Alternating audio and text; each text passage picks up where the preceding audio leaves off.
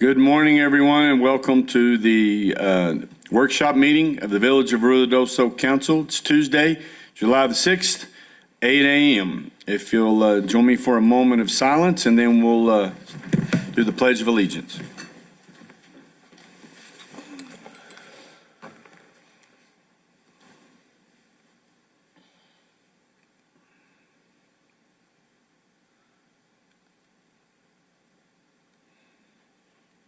Pledge. I pledge allegiance to the flag of the United States of America and to the republic for which it stands, one nation, under God, indivisible, with liberty and justice for all. I salute the flag of the state of New Mexico, the symbol of perfect friendship among united cultures. All right. Thank you, everyone.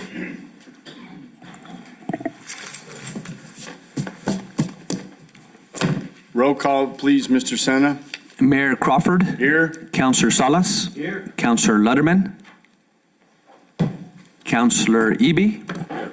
Councilor Cornelius. Here. Councilor Coughlin. Here. Councilor Jackson. Here. We have a quorum, Mayor. Okay, thank you. Is Councilor Letterman going to be on Zoom? No. Mayor, I'm not sure. I haven't heard from Susan, so from Councilor Letterman. Canada, for all we know, as much as they.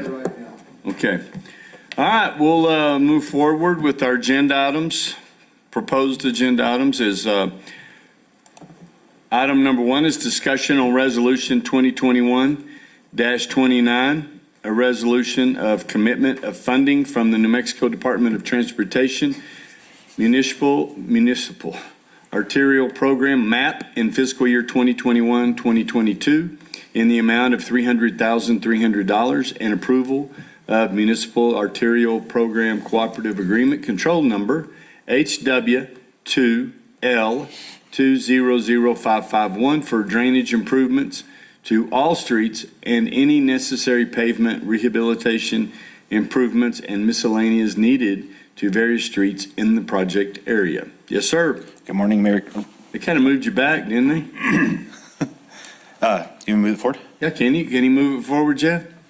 Yeah. There you go. That way I can see you and Rifle can see you. Good morning, Mayor Council. This is for the 2021-22 MAP project for the street department. We have an in-kind match of $25,000. The state's match is, I believe, I don't have that on here. It's $225,000, and then DOT is $75,000. And this is for Upper Sudderth, D Street, and Resort. Was that, Mayor Crawford, was that Grindstone? Resort, yes. Okay, Resort, okay. Okay, you said it again. It was Upper Sutter. Upper Sudderth from Meacham to the Circle, up D Street, and then Resort to Grindstone. Okay. And we will be milling Upper Sudderth and Overlane, and then Overlane, D Street, and Resort, and drainage clean. All right. Any questions? That's going to be done on a busy weekend, right? Memorial Day, probably. I would recommend regular just to put out more. Everybody know? Okay. Okay, it's $225,225. So we've got it broke down in here. For the New Mexico share, Ruidoso share is $75,000. $75,000, sorry. Yeah, not 25%. I mean, it's 25%, $75,000. So, okay. And when do you think, because he's about ready to jump on this, isn't he? The next one actually is a Grindstone from Carrizo to Wingfield. And then this next phase would be the MAP project. After. Yes, sir. Okay. So we'll put this one on regular. Okay, very good. Item number 2 is discussion of resolution 2021-30, a resolution adopting Ruidoso traffic control roadway work permit. Again, Mayor Council, this resolution is kind of another piece of the puzzle to our permitting process. We do have a franchise agreement with Windstream, all the other utilities. Well, when they have a subcontractor come out, on our roadways, a lot of times there's no traffic control, no PPE. So this actually is going to cover us saying, you're going to pull a permit and you're going to submit a traffic control plan to us. Which I think is great. Yeah. And I don't know why we hadn't done it before. Yeah. It's amazing. But like road cuts Yes, sir. and any of those kind of things that They- we have, and we've had instances where work was started, we didn't have a plan. Nobody knew what the plan except for the guy that was out there looking that day. And so this keeps us all aware. So good job. I think that'll be awesome. Regular or consent? Consent. I recommend that we do it as regular, just to create some awareness around it as well. Is that all right with you, John? Adam, are you, I was one of those guys that didn't do it one time. And you probably got caught. I did, Yeah, nobody else does. about 4 months after I finished the house, so I couldn't get paid on it. Oh, that's perfect. But I think you guys are putting that as part of the permitting and the availability notification. Because we weren't notified on it, and the sewer guys were out there 3 or 4 times. Nobody ever said, you need a road cut permit. Mayor Crawford, Councilor Cornelius, when you do the utility service application for like a sewer cut, it does have a check mark on there for a paved street or off the street. But whether you're digging in the roadway or the right of way, there should still be a permit pulled.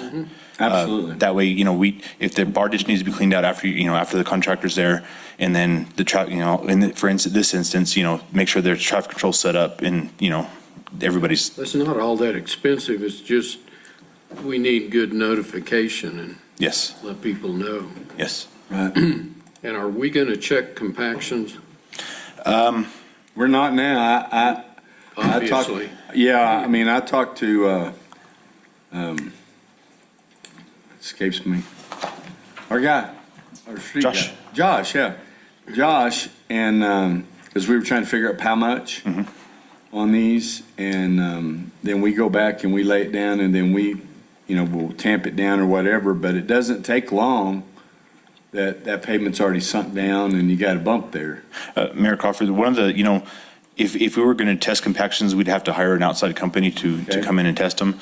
One of the things we do, as far as the sewer guys, when there is a sewer cut, is make sure that, we have to come out and physically inspect and make sure they tied in the sewer pipe right. And one of the other things we do is come back, while they're covering up, making sure they are tamping in. We're not getting compactions, but they are tamping it, making sure they're tamping it in.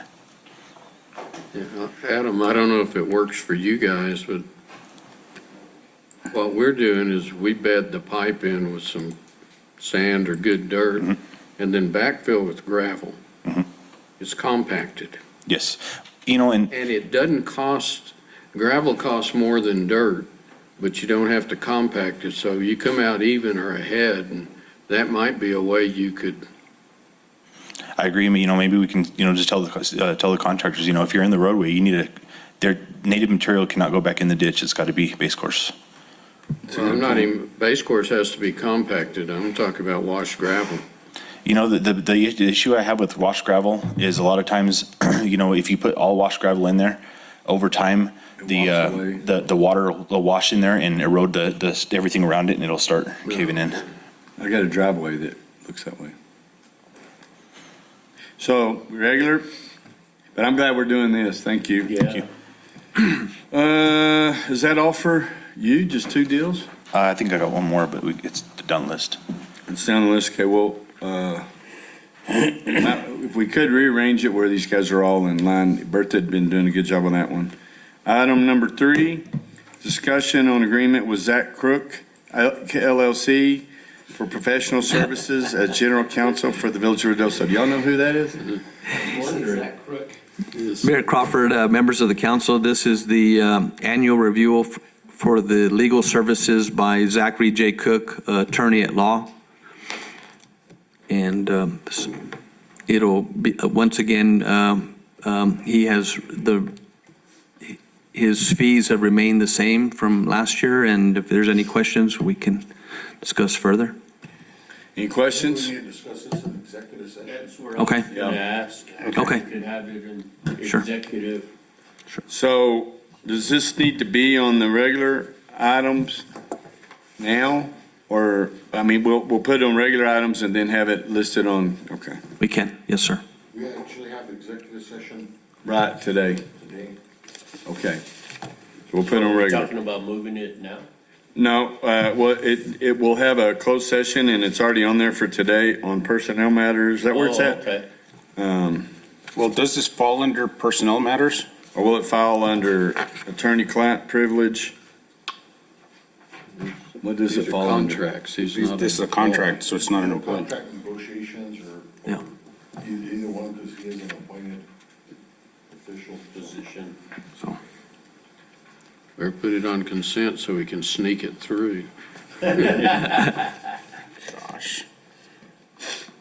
So where's it at?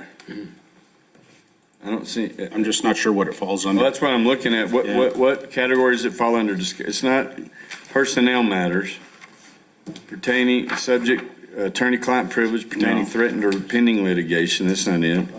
Purchase, acquisition, and disposal of real property and/or water rights. It is a personnel matter. He is an appointed official. Okay. So we're good to go. Okay. So we'll discuss that. Okay, so that was regular. Is that what we decided? Yes. Okay.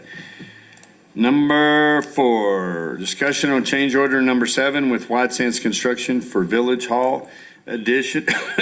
Don't choke on this one. GCIP 20002. Request to increase time 12 days to September 29th, 2021, and request to increase the contract amount by $61,059.78, including gross receipts tax. And they were working yesterday. Was down there, it's looking really good. So any questions on this one? Mayor Crawford, members of the council, this one here is for the Windows? replacing the lighting, the LED. upgrading to the LED lighting LED. is what this item is for. Oh, this is one that Councilor Jackson wanted. Yeah, I'll take the hit for that. Yeah. It was so it would match up with the new additions. And if we go to solar, it'll be more efficient. So that wasn't, I'm having a hard time getting the change order to load, but that wasn't part of the original contract? No, not new lighting. We're just putting back the troffers the way they were with the standard fluorescent The lamps. original contract was just additions to the two. Just the two ends? Yeah, the two ends. And then it kind of was looking like a Band-Aid, and then we thought, while we're here, While we're here, we might as well replace the, and we redid some windows when we found out that, we were gonna try to reuse those. And so then we got to looking at the light. Gary did, and it was like, why not? We're already doing this other stuff. What would it look like? And so this is what it looks like, changing it all out. well, for energy efficiency, I mean, definitely, there's going to be a savings over time. Well, and this is the one thing they've done I thought was reasonable. There's like 150 fixtures or something. Yes, there's a bunch. So for- So are they actually changing the fixtures, or are they Yes. just changing like they did on some of these? Not the bulb or just Okay. the ends, they're changing it, everything. Okay. Regular or consent? Regular, I'm good with consent. Yeah, I am too. consent. Said it works. Okay, you all right, Sam? Okay. Um, The project kind of reminds me of like, my wife, we changed the carpet, then you got to paint the walls Oh, and then, new curtains and drapes. And then it's like, how about the furniture? yeah. Then the kitchen, then the bathroom. Okay, number 6. Consent. No, I'm kidding. Yeah, this one here. 5. Number 5. I mean, 5, I'm sorry, I don't have my glasses on. Number 5, discussion on Horton Complex Building renovations project located at 237 Service Road in the amount of $2,601,957.81, including gross receipts tax, GRT through Cooperative Education Services, CES, agreement with White Sands Construction. You need to be like Nancy Reagan and just say no. Just say no. Ron? Mayor Crawford, members of the council, this is the cost proposal received from White Sands Construction through the CES price agreement. This is, again, just for providing additional information for the upgrades to the two locations here within the building for the consolidated dispatch and the municipal court. I do have some cost breakdowns here where it's itemized for each item, and I will provide that to council. Okay. Okay, so obviously this will be on regular. Thank you. Yeah.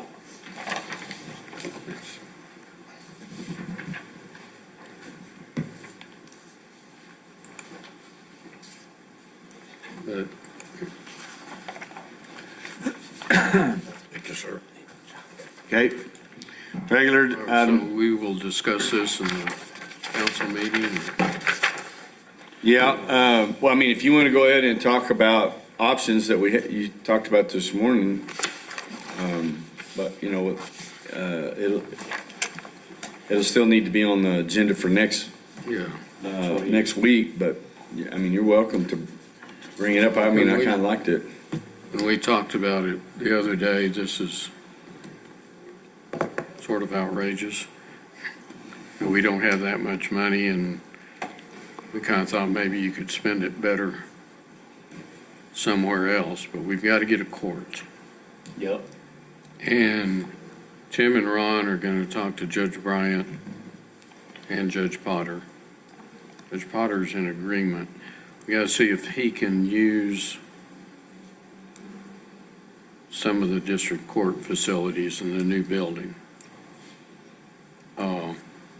Because Judge Bryant had sort of indicated that he wasn't going to be over here, but maybe a couple of days a week. We got to find out what the story is now. Right. But in the meantime, as soon as they get that south end of the building, they can get everybody out of that annex building except for the court. Frank called me yesterday and wanted to look at this. If we put a partition or a half wall even where those windows are to the exterior wall, you could make that a little waiting area up there. It's got a counter that may or may not work. This could be the courtroom. Frank would have an outside door to get out. And he said he thought those offices would work. And then the little back room for storage, following. Yeah, for records. And build that wall, shampoo the carpet, and move its furniture over here. So even if it was on a temporary basis, it would not cost very much. Where would be a prisoner holding area and In a an, place we got one now. but I mean, if we come here, Where are they holding them at now? in a room, but where would that room be? Because you're talking Turn about this little tiny room into one if we needed to. this little tiny room or? Don't have very many prisoners.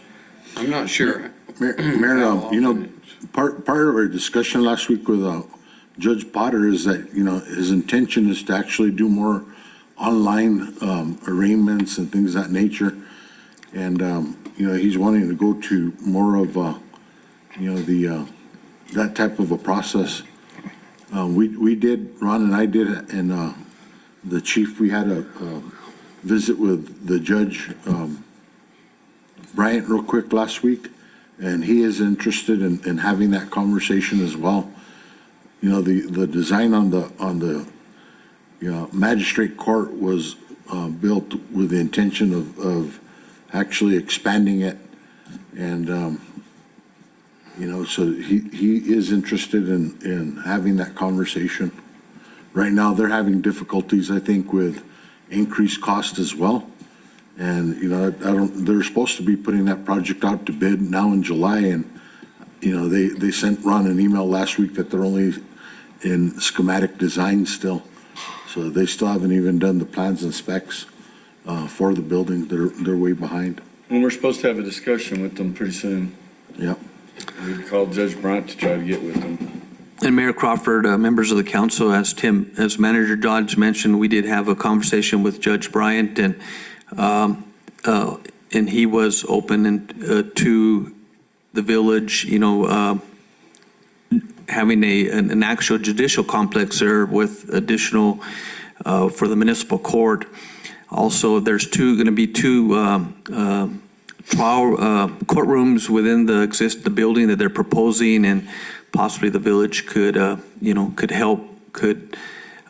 be able to provide additional space at the building to accommodate the municipal court. So, Mayor and council, this proposal here doesn't include the tower. Outside. And there's other stuff that's not included. And then in addition to that, the next agenda item is the landscaping or the drainage project as well, the watershed project for another 800,000. So the total project is going to be probably close to about $4 million. And that just gets us the court and the dispatch. So. And Judge Potter's idea was if we don't do this remodel. If we do it, he's got a court. But if he comes over here on a temporary basis, then we could get both those buildings torn down and Rodney could get to work on whatever they're going to do on that whole Wingfield complex and maybe have it ready for next summer.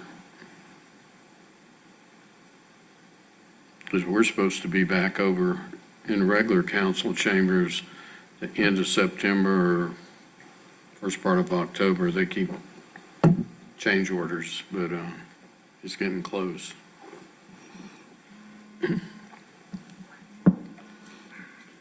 Mayor and council, on this item, the big cost is that electrical. Yep. And when you look at the electrical system, it's basically splitting up the building, upgrading both sides. Between us and the Boys and Girls Club. Yes, and then, with the dispatch center, with the generator, that's basically having to tie in a third system that would be dedicated just to that.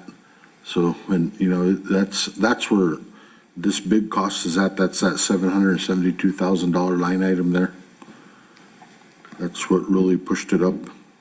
And the chief indicated that the present dispatch area is adequate still.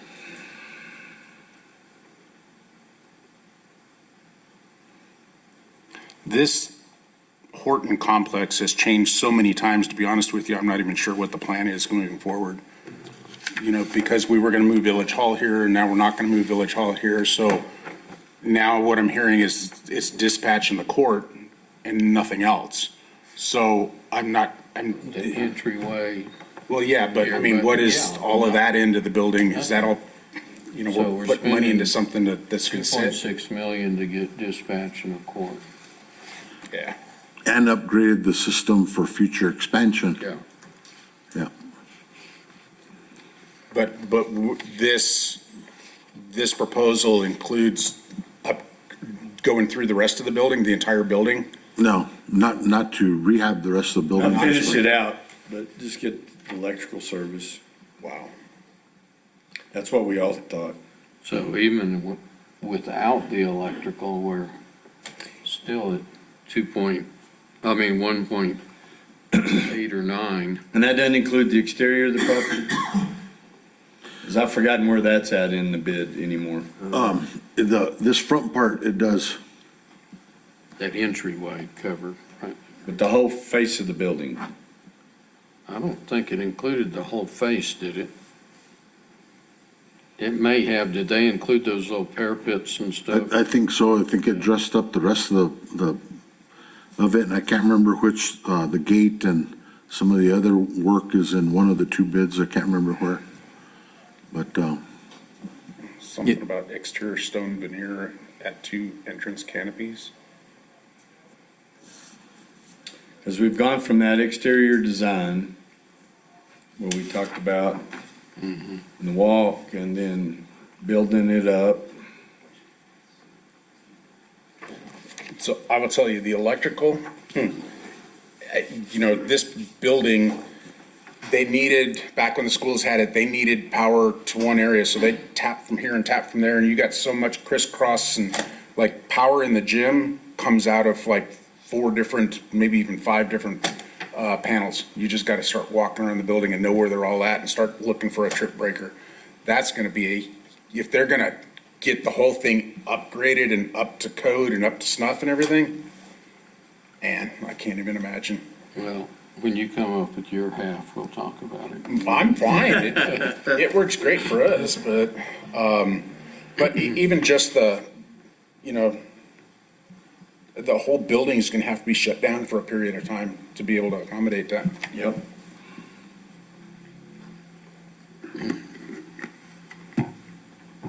Okay. Well, if we can take care of municipal court one way or the other, the chief says dispatch is all right. Do we want to spend $4 million? If dispatch was all right, we shouldn't have wasted 1.5 years, 2 years, 3 years. Oh, give me 4 years on the PSAP program where we were talking about moving it. And then we were trying to get away from this hermit crab scenario that is the village of Ruidoso. So do you have a vacant building available we can move into temporarily? You know, the discussion was we thought that it was this building, so we've been trying to figure out. It's a puzzle wrapped in a riddle, covered by an enigma, I guess, that I can't figure this. You know, maybe we need to sit down and go back over the plan again, what we need, what we're intending it to do. Because none of this is going to get any cheaper. I like the idea and appreciate what Judge Potter's putting out. I mean, because that would get us another doofer. And if it's not expensive, why not try to do it temporarily so we can start moving forward on the Wingfield property? He said this morning that it doesn't have to be temporary. If it doesn't work out with Judge Bryant, he thought this would work. This is as much or more room than they have now. Mm-hmm. Much better parking, I know. And much less mold. Mm-hmm. So what do you want to do? Because this and the next item are just pretty big bites. It seems like we need to go back to the beginning because we were told we have to have this, we have to have that, we need this, we need that. And then now, over time, we're finding out, well, no, what we have now is adequate. It works great. You know, and it's like, what the heck is going on? Well, what we did is, if you remember, when we were told, here, you can have this building. Right. And then Debbie Lee and all of us came down here and looked, what could we do? And I think we need to trip down memory lane, and Rifle's great at these, and John, that we could move all these other offices over here and get them consolidated. Right. Then after we looked at it, and it was determined that we really weren't going to have enough room for everyone, and that we could still move some of the people, but that we could add on to Village Hall. So we added on to Village Hall, so that eliminated a lot of those jobs that were coming over here, those offices. And then, so that's kind of where we've been, is trying to look at what municipal court would look like. We spent a lot of time and energy on that. PSAP, ton of time and energy on that. So that was going to fill up the whole building. Right. So now then, we've adjusted from, remember when PSAP was going to be on the end? At the end, across from the IT. Now it's been moved down. Correct. And so those are things that I would like to just see where we're at on some kind of a drawing. It doesn't have to be a lot of detail, to walk us through what we're going to use this thing for. Because it just keeps getting out of control. You know, we all had some figures that have been thrown around, and then now we're getting into this $4 million range. I don't know, what would it cost to build this all over again? 10? Probably. And finish it out? So, you know, we need to look at the big Build it picture. like this again. No. Not with concrete block all the way around all the classrooms and stuff. But it's a lot of square footage here, but It's just the it layout. was, you figured it the other day, or somebody did, it was still several $100s a square foot on this part of the remodel. We're not moving IT here anymore. Right. We've kind of scaled the whole project, scaled everything but the cost back. Yeah. And we've got, up there on the top, it says we've got 700 and something $1,000. So we're short. I know Judy works miracles, but Yeah, that's asking a lot. 797,400. Got to do some great investments. So rather than keep him hawing over this, I mean, I'm kind of at a loss. I'm like Coughlin over here.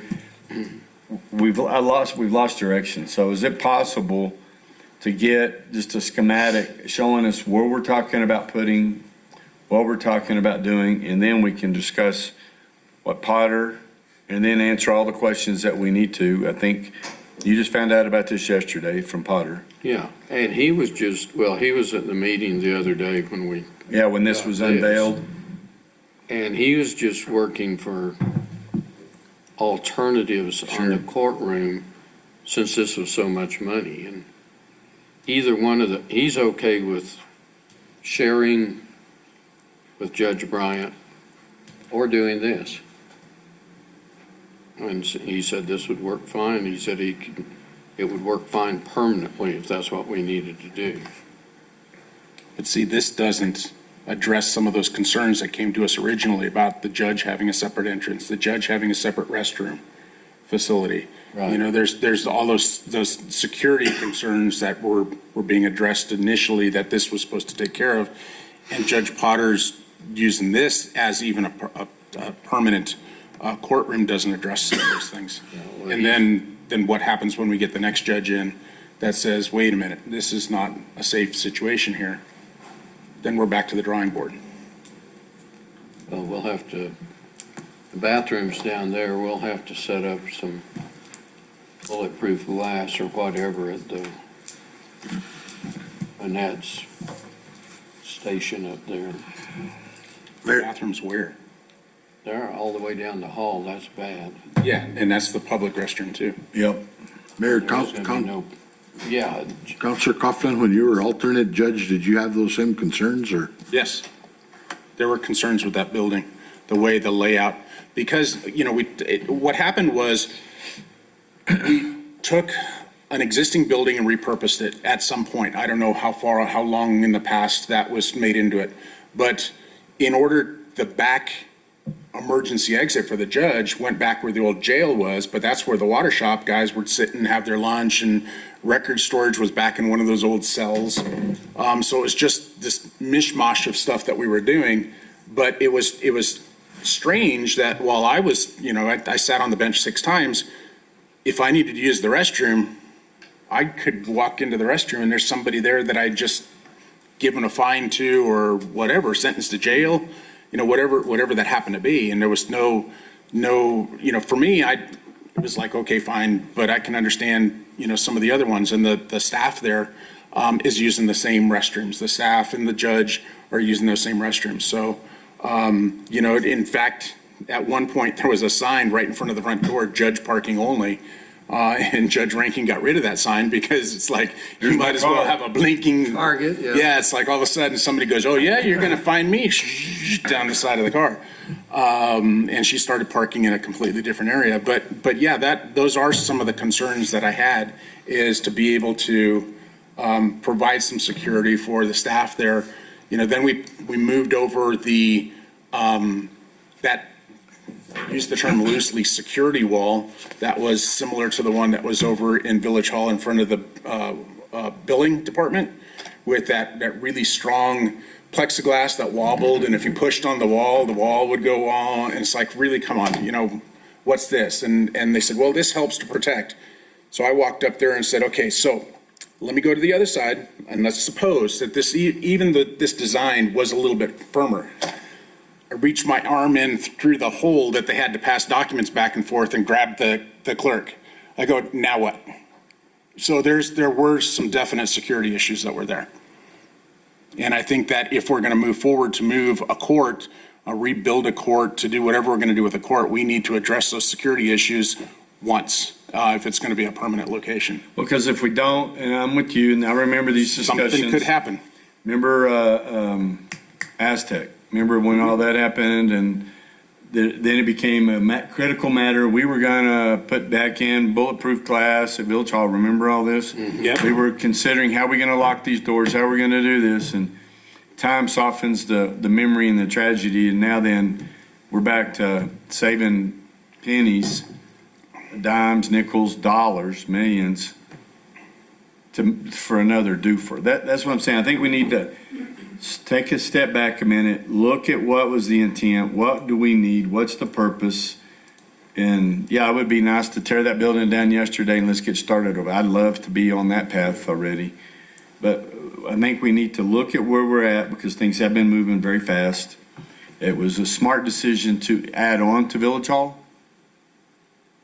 And so that has been a good decision. We didn't want to cross that bridge because we knew it was going to be expensive too, with the foundation failing and the bathrooms and the plumbing. But we went ahead and redid that property. And so I think we continue on that course, but I'd like to set up, and we got a long agenda and it's going to be super long. When we get through with Roger Peary, I don't think that'll take long. I almost think, Mayor, that we need a separate workshop just Over about this. building. I agree on Where that. we can go and walk the building and see. what's Okay, going let's on. plan on doing that then, because I get lost, I'm lost on it, and I hate to admit it. And when we start talking about the court, I would like the Chief Chavez to be involved in that because ultimately security is what they do, in one fashion or another. And I'm sure he's got some input as far as that goes. Because we need to think of it from, and we always think about it, municipal court, it's traffic tickets, it's petty misdemeanors. Yeah, but some of those guys have been up for much more They're up for serious something charges. else, yeah. There was one case that they had to end up dismissing because the person who was being charged with something petty here was involved in a shootout and was shot and killed by police up in Albuquerque. So those are some of the people that we have coming in for these petty charges, and we have to think about that. And you never know what's going to trigger that person, and then we have I agree. some major problem going on. Well, this will all be a moot point. If we decide to remodel this building, then we have a court in here. If we can work it out to share that complex. This is just something Frank brought up that might work, but it's not what he's wanting if we do the building or can go over there. Yeah, and I get that. He's trying to help us save money and how do we get accomplished what we need to do basically, and we're talking about what's best scenario. Yeah, I think you'd like to get out of that building. So shall we remove 5 and 6 and do a workshop? I would go for that. Okay, so let's take 5 and 6 off, Ron, and let's try to schedule a workshop where we can go back through the picture, what the future looks like, the vision that we would have for those, the rest of the building. And we may not have the answer for that now, but things are changing, like with what we're looking at, marketing and tourism, just like what we've looked at before with our short-term rental, how that's expanded. Planning and zoning, I know they're all going to be fine over there for now, but if we can maybe, take a step back and try to look down where we're headed. We can do that. So let's remove 5 and 6. Okay, this bid was only good for 15 days, I Yeah. believe. Well, maybe it'll go We're down. probably gonna miss that. Oh, definitely. I don't think it's going to hurt my feelings, but No. I don't know how it could go any higher. I saw the forecast on lumber and everything to supposedly start Starting dropping. to come down. It's gonna take a long time though, because all the brokers and the lumber yards have been buying futures that are 4 and 5 months out. Right. They're stuck and they're not gonna give me a better deal. Well, but the way we move, it's going to be a long time before yeah, we that's get what I'm anything saying. going anyway, so. Yeah, this is, but I do like the idea of, and in that discussion, I would like to include Frank Potter, Judge Potter, to talk about the possibilities of temporary, and then key in how that would affect Rodney. Would he even be able to get to that Wingfield deal? How long are we out on that Wingfield master plan? How long are we out, have they, with Groundwork Studio, have they talked to the surrounding property owners? Have we got some ideas? How fast are we moving? And then, because if we do that and then we're not even done over there, then, we loaded the gunfight's next week or something, I just want to make sure that we tying all this together. Because we're getting a lot done, but it seems like that maybe there's a few details we're leaving out. And then once we do all that and come up with a plan, let's get the stone tablet out and etch it in stone. Instead of Right. this constantly moving target. Okay, Ron, so you can figure out how we can put all that together. All right, Mayor. Thank you. Item number 7, so item number 7, I guess will be moved to item number 5. Or however, to get these succinctly with the presenters. Item number 7, discussion on award of IFB number 2021-007B to White Sands Construction, Inc. for the Ruidoso Joint Utility RJU Shop Building and approval of agreement in the amount of $1,618,971.87. And this one is to, Strata. Nah, he already sat down, forget it.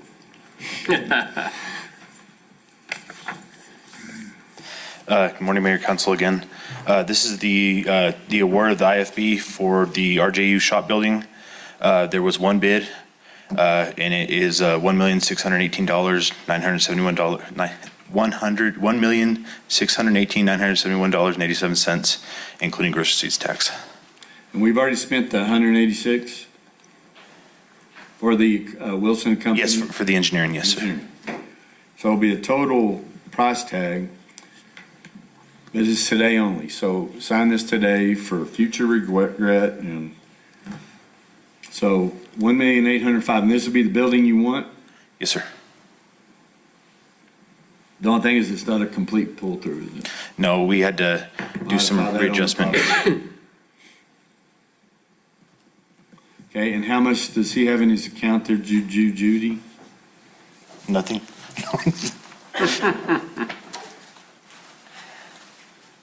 Mayor, councilors, as you recall during the budget hearings, this item had came up during his budget hearing, and there was an approval to pull the amount, the gap from cash balance in the RJU fund, so I think it's like 1 point, So he's got 500,000, right? yeah, so the difference of the, what is it, 1.9 and 1.4, 1.5 will be coming out of the cash balance in the RJU fund. And at the end of April, they had 4 million available to spend.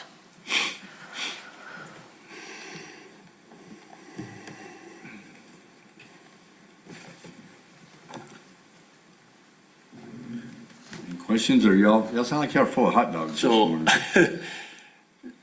So with the construction of this building, this is a year out, right?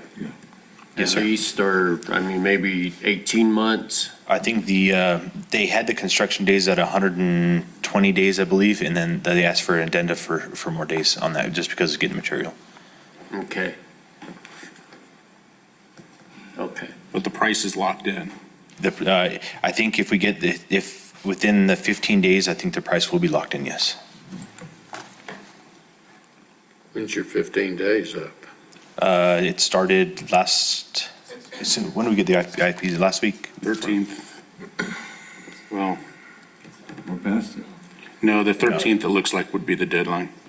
And it's a bid. Oh, it's a bid? Okay, That's, okay.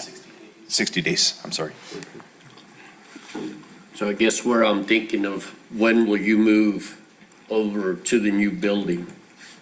As soon as In 4 months, the 120 days, and I'm hoping, like I said, I've been working with the engineer, and then as soon as we get this contractor on the hook, we need a dead set date on when they're gonna get it done. We have not got a dead set date yet.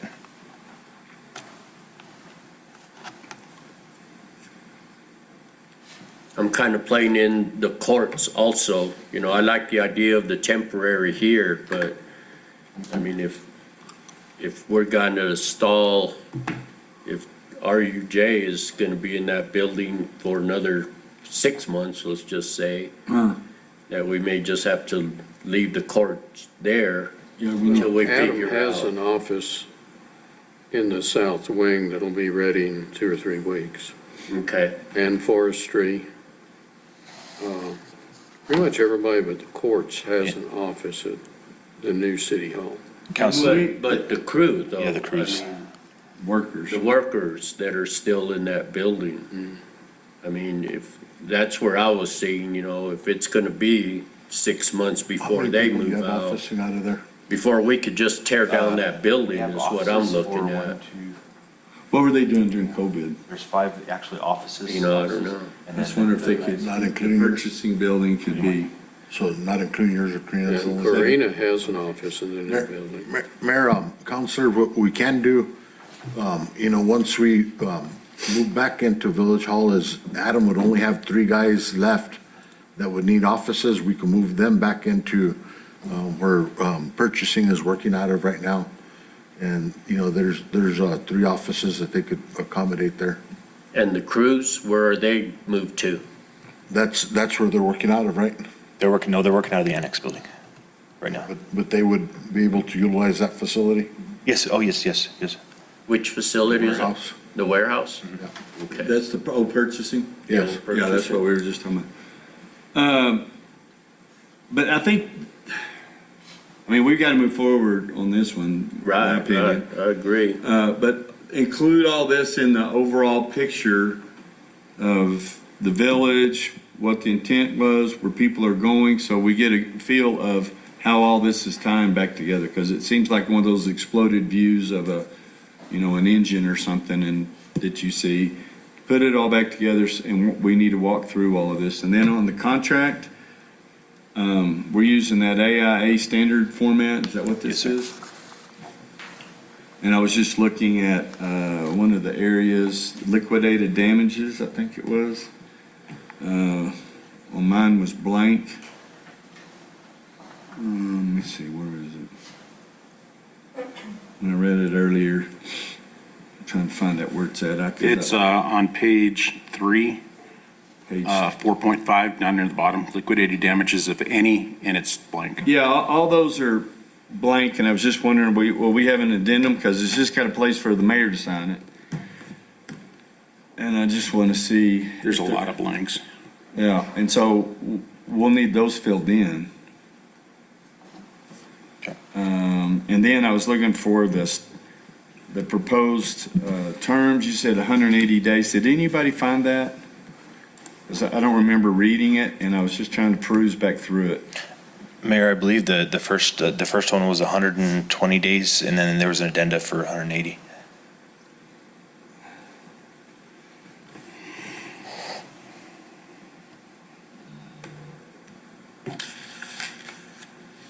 But they're ready to go as soon as we approve this.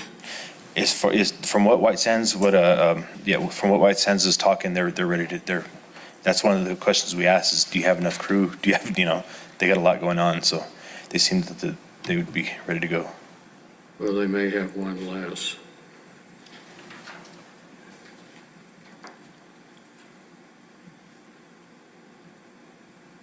Anybody have any questions? No, other than we need to move on it.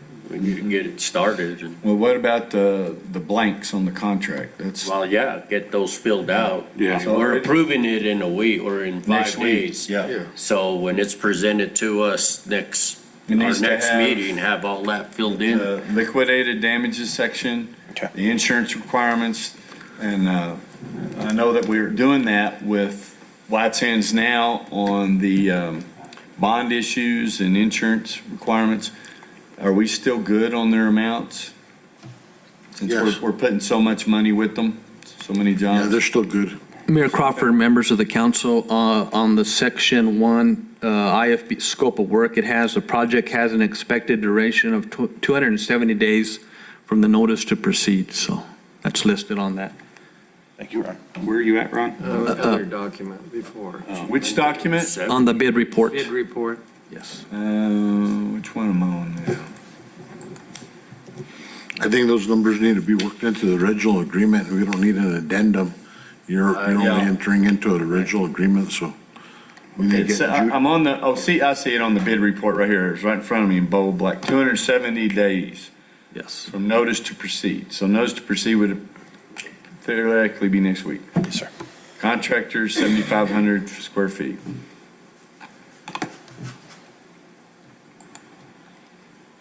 So Zach, we'll just need to make sure their contracts, that everything's filled in before I sign it. So we'll put this one on regular. Yes.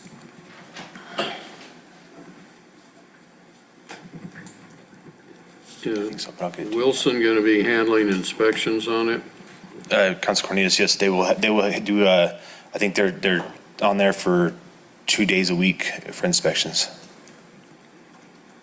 We need to make sure that their inspections, that we have a report somewhere that you're reading. And Absolutely. whatever, we learned a little lesson with that Upper Canyon deal that we're paying for something we weren't getting. So, okay, item number 7 is a regular item. Yes. Item number 8, discussion on T-hanger lease agreement between the Village of Ruidoso, Sierra Blanca Regional Airport, and Trent Lindmark for Charlie 8 T-hanger beginning on June 14th, 2021. Any issues with this one, Joe? Mr. Mayor, no, Mayor and Council, this is just a standard T-hanger agreement. Okay. Mr. Lindmark, Consent? Consent. thank you. Thank you. Thank you, Joe.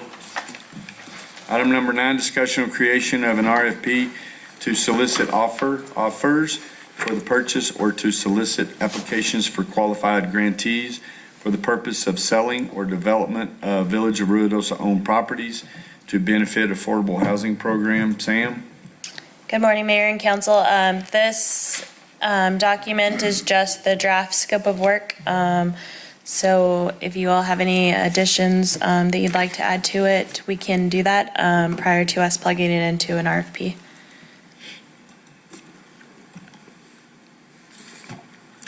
Okay. Anybody have any? Yeah, I've got a question. Yes, sir. Tim, the other day, Tim, you were talking about building, and I'm not sure who, but building some housing and then having it a percentage of their gross income. Would that be village owned? Yep. It'd have to be, wouldn't it? So would that be part of this RFP too? Mayor, Counselor, no, what my intent is to work with Zach and, to contact the various entities and make sure that we have the authority to actually take that type of a project on. So it would be a separate project that we'd be looking at. So this one would be public-private type partnerships that we would be putting these properties, out for either qualified developers or qualified grantees or developers or contractors that may want to build on the properties that have been identified. Okay, but this isn't necessarily low income, Section 8 stuff. It could be That's correct. affordable. Okay. And Or it could be market rate, but then we could work out an ordinance or something to do some adjustments with income. And that's one of the things that we had, just spitballing it, Yeah. to get this thing where we're moving on one of the properties to look that maybe the village could use some of the property or make a small housing duplex or whatever and rent it out and then, for employees and things like that. Just to see what the possibilities are, we're looking into that. But Tim had a great idea. We're always having trouble looking. And then with Sam identifying these, which we've had these properties identified before, and we've added to the list, but so that we can put those things out there so that if there are qualified folks, that they would come in themselves and hopefully do public or in private. And Jim, I think your percentage was a little low. I think most banks and stuff say that your house payment or rent shouldn't be between more than 30 and 33% of your income. Well, I think that's all changed. It used to be 40% at one point, and I think it's gone up.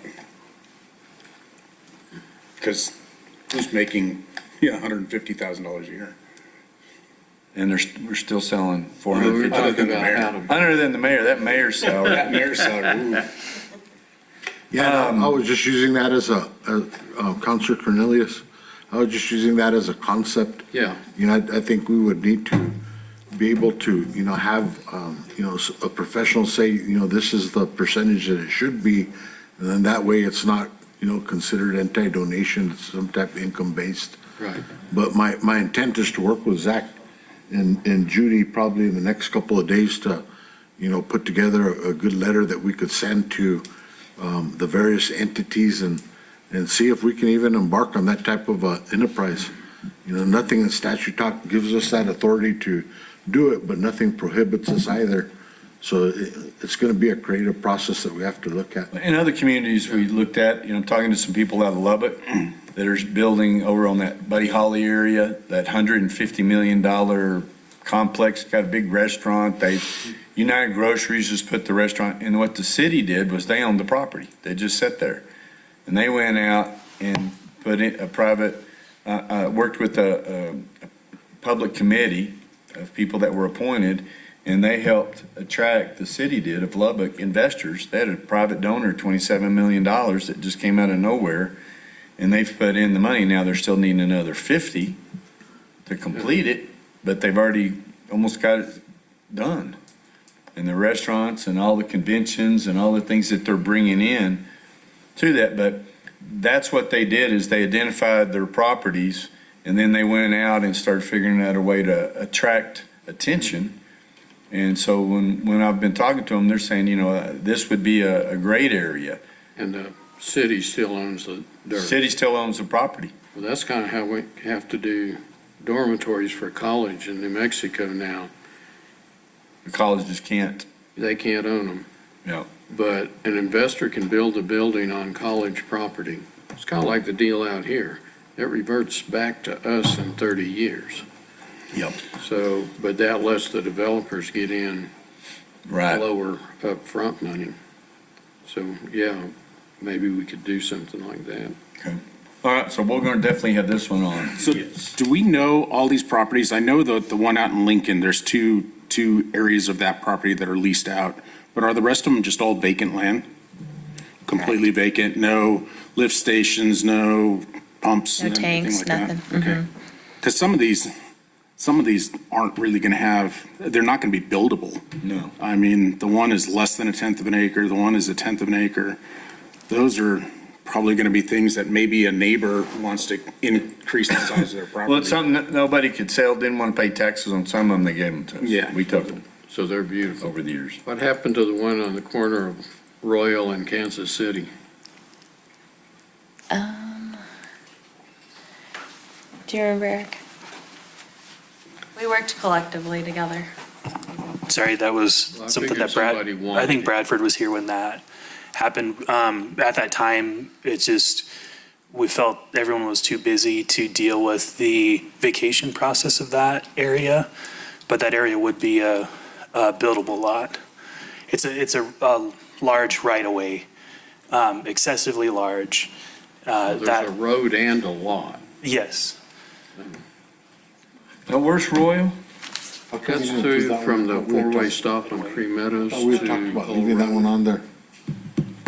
It's just right away. It's not a. It's the street I live off If you of. go to the Yeah, right, it's it's- Heath, and if you go to the left, And- it's and- Coal Road. And Kansas City is shown that it goes from the library down behind Right, and then loops in around the hole. across.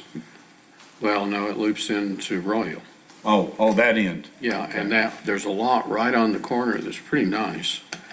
And then a road that has never been built and probably never will be built. So there you go.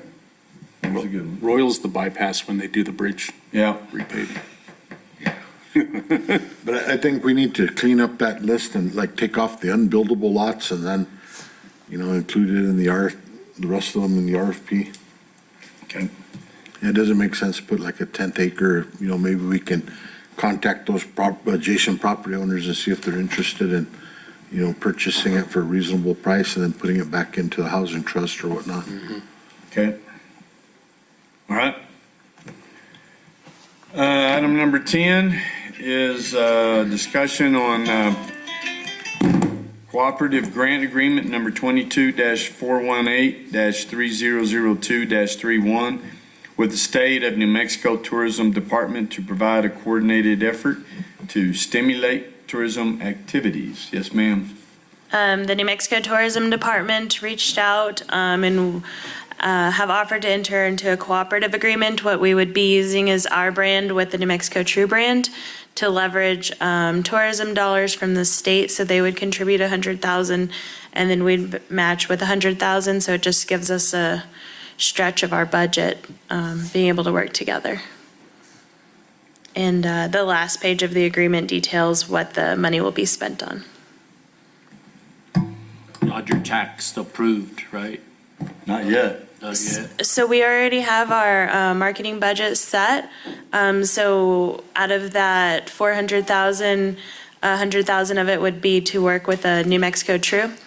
So the budget's already been established. This stretches our budget a little bit further by adding New Mexico True to our logo, essentially. They'll take 100,000 out of 400.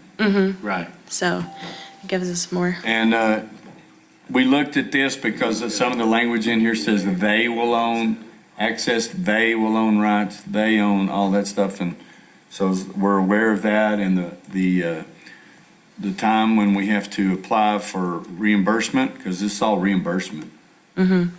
Correct. And we have the budgeted amount. Kelly and Carrie are Yeah, working. I understand that, but to make sure we get the bill in time, just like Correct. they're supposed to do for us and they don't, that we have 30 days after after the services are provided and the bill sent to apply for funds. So I just want to make sure we don't drop the ball on that. Because the state's always really quick at repaying Right. their debts. But I was just curious if we were really that interested, if we thought it was going to be that big of a impact. But I guess everybody likes it, Carrie, and Oh, yes, Kelly and Carrie have been working closely with them, and they've done a great job. well, it just came out of the blue. Yeah, I mean, and if so, here's 20 grand, it's 101,000. I'm sorry. So that's what I want to make sure is that it's something, because not all this stuff that is a great idea for us.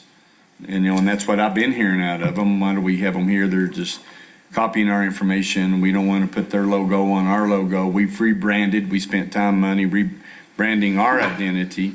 So now then we're going to be New Mexico True. That was some of the questions I had. It kind of reminds me of this building. So we'll put that one on consent or regular item. Job, I hadn't heard a word out of you. buddy. I would think regular. Regular? Mayor Crawford, number 9, was that going to be regular? or Regular. Okay.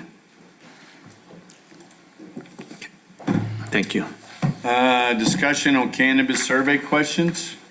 This is where we want all you guys' input to see if you feel like the bases were all covered in these questions, so that we put it out. correct. These are the questions that Flash Vote developed after we submitted our report from the steering committee. And we have the ability to change them in any way that you all feel that would help you make a policy decision. So these are the questions, but they're just in draft format. Today, the agency is going to be pushing out Flash Vote to ask the community and stakeholders to register to participate in these surveys throughout the next year. So the contract's for 1 year. Well, the only thing I see missing in this that I think's missing is, as far as the respondents go, what's their stake? Is their stake a business? Is their stake residential? Or is it tourism? Does it go out to, is it going out to all just locals or somebody's email list as far as tourism, out of state? They've acquired a phone list, so they'll text people and ask them to register, as well as on social media, asking them to register and put it on the website. But I do believe it's open to property owners, residents, anybody that has a stake in the community, business owners. And just because they register to participate in the surveys doesn't mean they'll be selected. They'll be selected at random, and we'll be able to identify those that were actually sent the survey, as opposed to those that were forwarded the survey. Like if I received it, I completed it, and then I sent it to 10 of my friends, they'd be able to see that those 10 friends weren't actually the intended Like the Survey surveyors. Monkeys are. Because that link can be shared, and we can't distinguish who actually got it. Offer undue weight to your view, with The methodology doesn't, survey everybody. It creates like a bank of people that are willing to participate. And then it randomly has a percentage that it would survey per each issue. Okay, So it's not like Survey Monkey. I just was looking at knowing what the stake was as far as the respondents, what they I had. think that's a good question we can add in there is, asking them, are you a business owner, just a resident or whatnot? Or tourist or whatever. Yeah, I've got that note. Thank you, Counselor. That'd be a good question to add in. Mr. Mayor, on question 2, it almost mirrors exactly what you'd ask about alcohol, but I had a question, a medical question for Chief Chavez. Is there any way we would really know if they're driving under the influence of cannabis? Well, you wouldn't have an immediate result like alcohol. With alcohol, we have capability of gathering the immediate result, which would affect what charging method we take, because if it's below 0.08, it's a simple DWI. If it's above that, then we can go into aggravated, or twice the limit. So, I'm sorry, 0.08 and above is driving impaired, but 0.16 and above is aggravated. So in order to do that with marijuana, I don't think there's an effective test out there yet that would be able to allow us to get that immediate result. So even if we did a blood test or a urine test, it would tell us, yes, they are high, but how high are they? Is, that's a question of where we're at right now. Well, and my other concern with that too is that it is one of the very few drugs that actually stays in the system for up to 30 days. Yes, sir. And that's the so, other thing. yeah, so I might have had a brownie on Wednesday, got pulled over on a Sunday, and might have. And so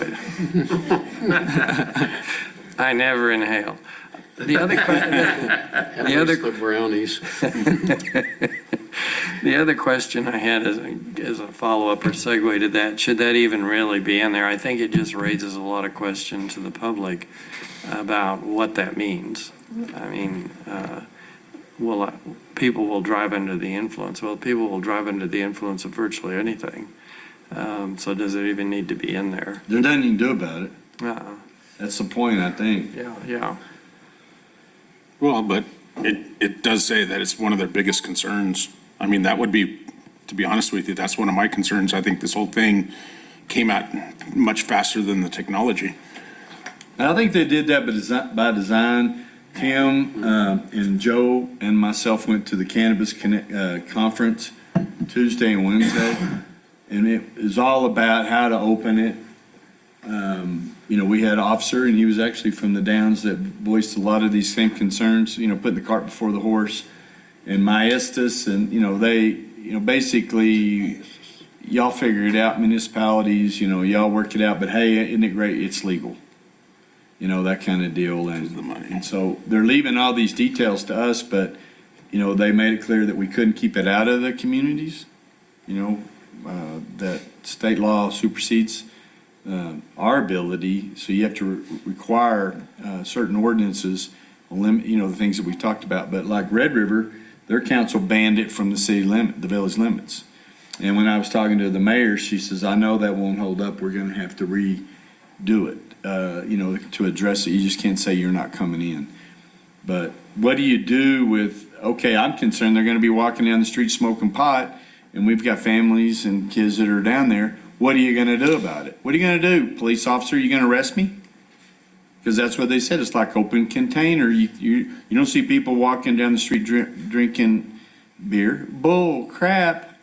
I mean, what do you think they got in these things? A lot of them have their own cocktails, but nobody knows until they fall down. It is Yeah, coffee. I Coffee, it's just coffee. And so that's the deal, you'll be able to smell. So what are you going to do if you do it? And then what's the offense? Yeah. What's the judge going to do? Because that all goes to, not municipal, it goes to a magistrate's the way I understand it. So all of these things are, you may have the concern, but what are we going to do about it? That's the question I'm asking is, at the end of it, it says, well, what do you expect us to do about it? What can we do about it? And what is District 1? See, there was a question in there somewhere about, Yeah, District 1, Place 1, District 1. yeah. So away from Place 1, in and outside District 1, we don't have a definition. I didn't see it in the beginning of where District 1 is. I didn't edit what came from Flash Vote, but I'm sure that they're talking about C1, our commercial district. Well, I know, but. So we're gonna need to clarify. I don't know that. Yeah. I don't even know what C1. C2 or something. Right. Commercial. C1, 2, 3, what does that mean? And I think we're gonna need to include the link to our zoning map. That way they can plug in maybe their home address or their business address and see where they are in relation to the zone. I think on one of those where it says near away from Place 1, that would be, you want it by schools, churches, or would you rather have it away? But by like law, they alcohol? can't be. So Well, that's, I think it's just a placeholder, because if you look at some of the other questions, you have concern 1, you have remedy 1, place 1, district 1. I think they're just placeholders where the local municipality can put in if we have some type of special district, or if there's some special place that we don't want it near, town square or something like that. So I think those are just placeholders for local edits. so how do we answer, my biggest concern is that pets are gonna consume it. Why are we asking that question? How do we, what are we answering? Well, I mean, that's the point that I'm trying to say is what point are we gonna, what are we gonna do with this information? That, not very many people are worried about their pets getting it, but we ask that question, or what are you gonna do? We're concerned about it. Well, we gotta offer solutions. I don't wanna ask for problems without having a solution. What do you want us to do here? What would be the solution? Or, I mean, that's just my point. Why I ask people to go into your deep, dark recesses of your scaredability and tell me, what are you afraid of? And then it's like, what are you going to do about it? It's like, nothing. I just wanted to know what scares you or I'd be what more bothers you. concerned about children than the pets eating the gummies, but It looks like candy. We heard that. It does look like candy. and some of those are, people will buy it and resell it to minors, just like they're doing with alcohol, but that's a crime, so Correct. And if- chief gets to take care of that. It's not, We'll be sending some undercover kids and, Yeah. to follow up on it, but. well, So, they do that with alcohol. How long will this survey be out, and then we get the results back, and then what's our plan as far as starting to craft our ordinance to deal with this? Because I noticed there's already a request to sell paraphernalia linked into the recreational marijuana, and are some of these requests going to get out there before we have our stuff in place? Mayor, Counselor, I would look just like that question there, is that question there on the pets, is it really relevant to the policies that you're trying to establish? I don't think it is. Well, I mean, we can't do anything about that. And when you look at it, you're only really being able to talk about density. Hours of operation. Hours of operation, and then Neighborhood. the type of consumption. Are you going to be able to consume it outdoors, or is there going to be a place where they can consume indoors, or what? Those are really the only three issues that you're going to be able to address. One of the things that I don't like about this whole thing is that when you look at the rollout of this, and I don't like way that the state's handling it. I think there was a gentleman there that discussed it last week as well. It's not really a free market. What they've done is they've allowed the medical providers to come in, and those guys are setting up shop all over the Right place. now. And then, the other people that are not established in the medical, the recreational providers, aren't going to have a license until January or whenever. March. And so, these other people are they're going to be grandfathered in, they're going to be given a permit automatically, and it's an unfair opportunity. It's all the big boys that are going to be able to come in. And what I don't like about it is it's putting the local governments in a bad position. Now, all of a sudden, we're setting, where they can have it and everything else. So how are we going to regulate the people that are there ready? It's not right. It's putting us, and it's like in a bad position to make some of those decisions after they've already allowed, medical to basically go wherever they want, and no rules or nothing to govern it other than they can't be, 300 feet from a Well, and that begs the church. question, should we put a moratorium on any marijuana, medical or whatever, a moratorium until, there's ordinance put in places? Because all you're doing is, like Oso and all these others, that's Mandy or the Kings now. That's their grow. They're putting these all over the state. You got the guy Lopez down in Tularosa that he's put them all over the state. And you've got people from outside that are coming in that are putting it in, and the mom and pops, and they're putting in the recreational. And so it's all gonna be price point, every bit of it. And then we even had, an individual from Ruidoso that was standing up saying they wanted to make Ruidoso the cannabis connection for Texas, because that's that's our tourism base. Well, do you want to be known as that? Have y'all been to Trinidad? And so those are things that we're looking at. How do we get a handle on this? And we don't have a handle, and I don't think these questions help us have a handle. It points out the neutered ability that we have.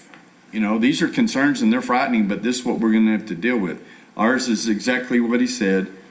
It's how many can we have, where do you want them, and how late do you want them running? Well, that could be one of the questions that you put on there, possibly is, one question is, how do you feel about the legalization of recreational marijuana? And then another would be, what would be a reasonable, because the wording says reasonably restrict, but it's not defined. So what is reasonable? That's that's pretty subjective. And then you might ask, what do you feel, what would be a reasonable number of dispensaries in Ruidoso? What would be too many? But it's based on pie in the sky. There's no data for anybody. I don't want marijuana, period, so 0. How about that? Well, the law says you can't have 0. So why even have the discussion? Right. We're past that. The horse has left the barn, and you're going, are you happy about it leaving the barn? No. Yes, it's fine. What are you going to do about it? That's where I'm at, is we're still sitting on our porch talking about stuff. It's happening.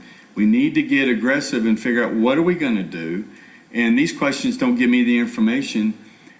Some of them I like, but did you know we had medical dispensary? No, I didn't know. Well, you're still, in the closet. Have you watched anything besides Fox News or What difference does that make on CNN? the survey anyway? We've got it. Ask them where it ought to be. Yeah, where do you want it? Hours, and- Where would be acceptable? And if you can smoke it on the street. Yeah. Then we can arrest them certain times a Yeah, year. and for would you having be smoking. involved for us having ordinances that if they see somebody walking down the street smoking it, that the officers that are going to be out there with our new policies, shaking hands, it's even more important now than ever, I think, that they're going to pick the kid off the street. And what do you mean you're not 21? Where'd you get this?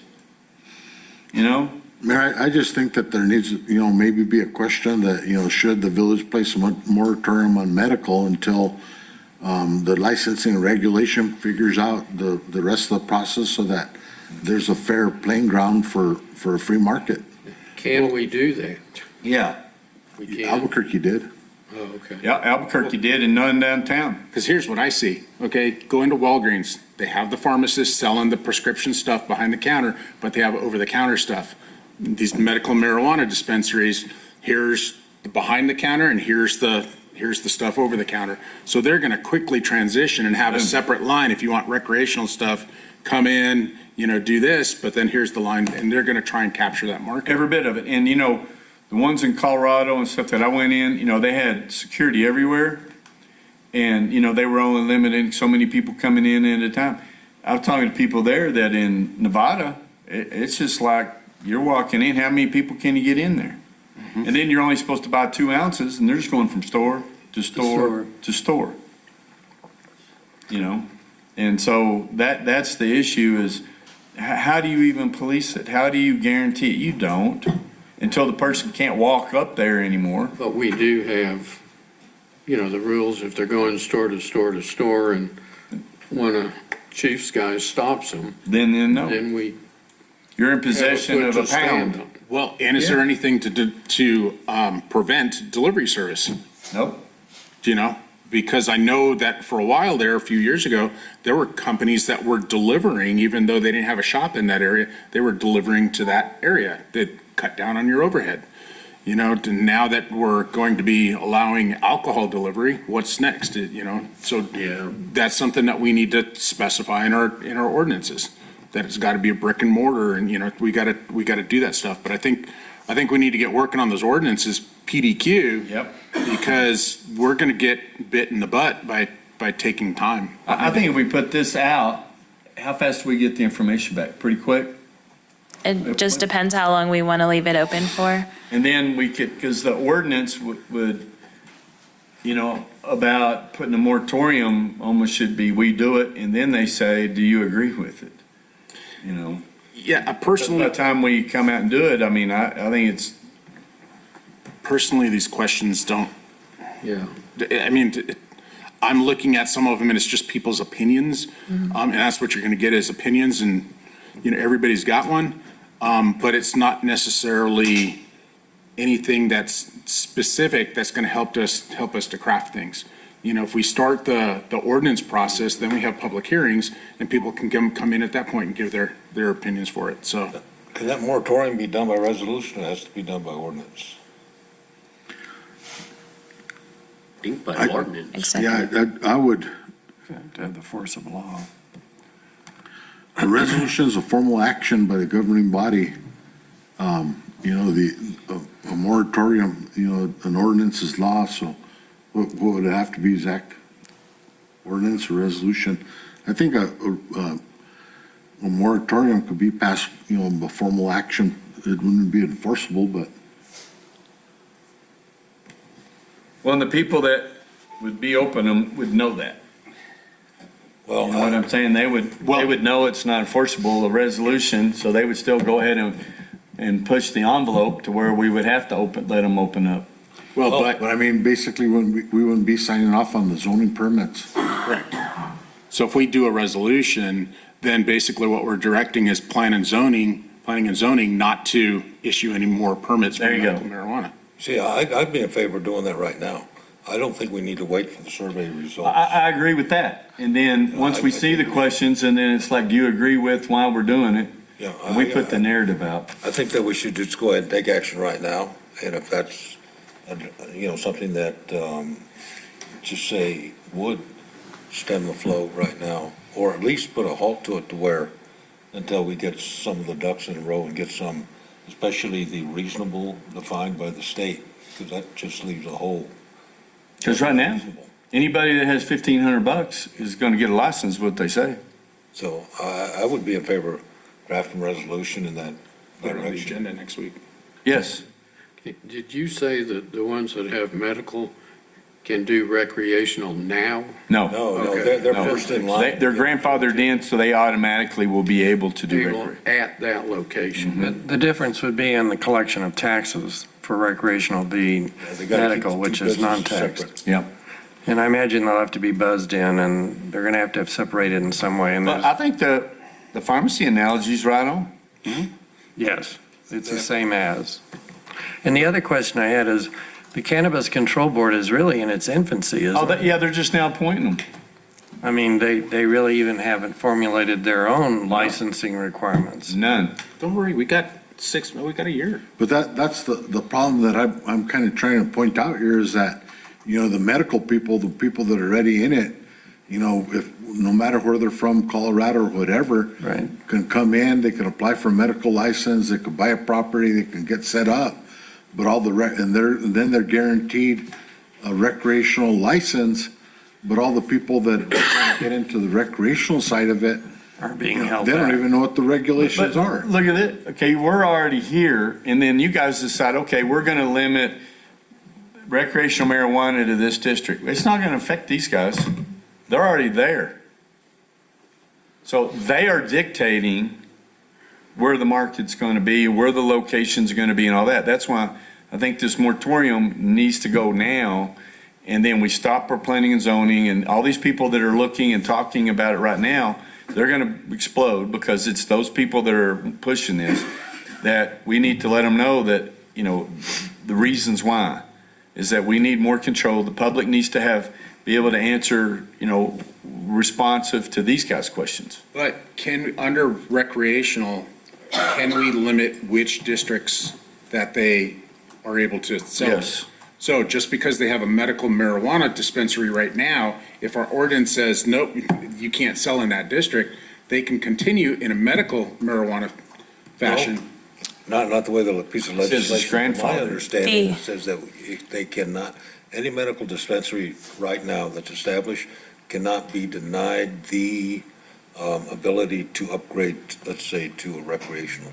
So wherever they are, then they're grandfathered in, so they can upgrade their license and also apply, and just essentially be handed a recreational. So they're grandfathered in. But how are we going to keep the rest of the people out of whatever Right now, zoning that's what we're trying district to do that right is? now. That's not fair. So, can we get that on the council meeting? Yeah. It's up to y'all. Yes, we can put it on the agenda.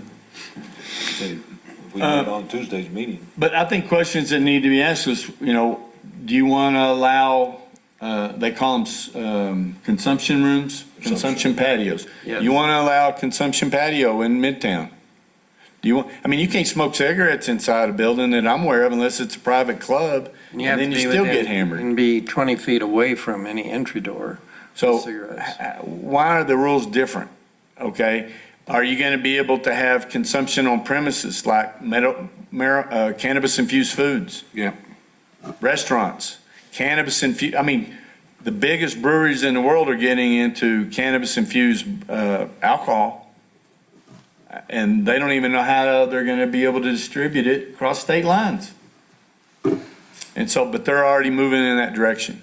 So those things are almost here, and that's what we need to be aware of. You can't, that's what I'm talking about, the cart before the horse, or the horse is out of the barn, the door's open, the horse is out of his stall. We need to figure out what we're gonna do. And the state has just opened the door and said, handle it. One of my main concerns is density, because that is one thing that we have control over. But if you look down there by Oso Cannabis, there's 3 open now, and one across the street that wants to be open. And so people are referring to that as Cannabis Corner, and it's not a. Well, and then I've seen several businesses that are talking about remodeling, taking part of their store and no longer selling clothes, no longer selling XYZ, and it's gonna be recreational pot. So, okay, you come in, pot over here to your left of me, Joker's on the right, and that kind of deal, is because businesses are reacting because they all see the gold rush. And we know what happened to the majority of those people, broke. And we've seen what happened in Colorado with them just allowing anybody to get into the business. It's going to drive price down, but it's not going to answer. And some of the concerns that we talked to with some of the folks down there was what they've seen is the taxes and everything get up, but what it does do is gives access to people, easier access to pot for the black market, for the kids, for whomever, because you're supposed to register your name, your driver's license, and all that information when you purchase, is what I was told. Yeah, you usually have to show that even to come, well, I don't know about recreational, but on the medical side, you have to show an ID on entry before you can even go any further. And they're talking about when you purchase recreational, that you still have to show I said, like, you just flash your stuff. Well, if you notice when they do your driver's license, they swap that thing now. Yeah. And you're getting alcohol, so they know pretty much what you're buying if every store starts doing it correctly. Well, and if whoever, Board of Pharmacy, whoever's in charge of this, they do a lousy job on prescription medicine. You think? Yeah.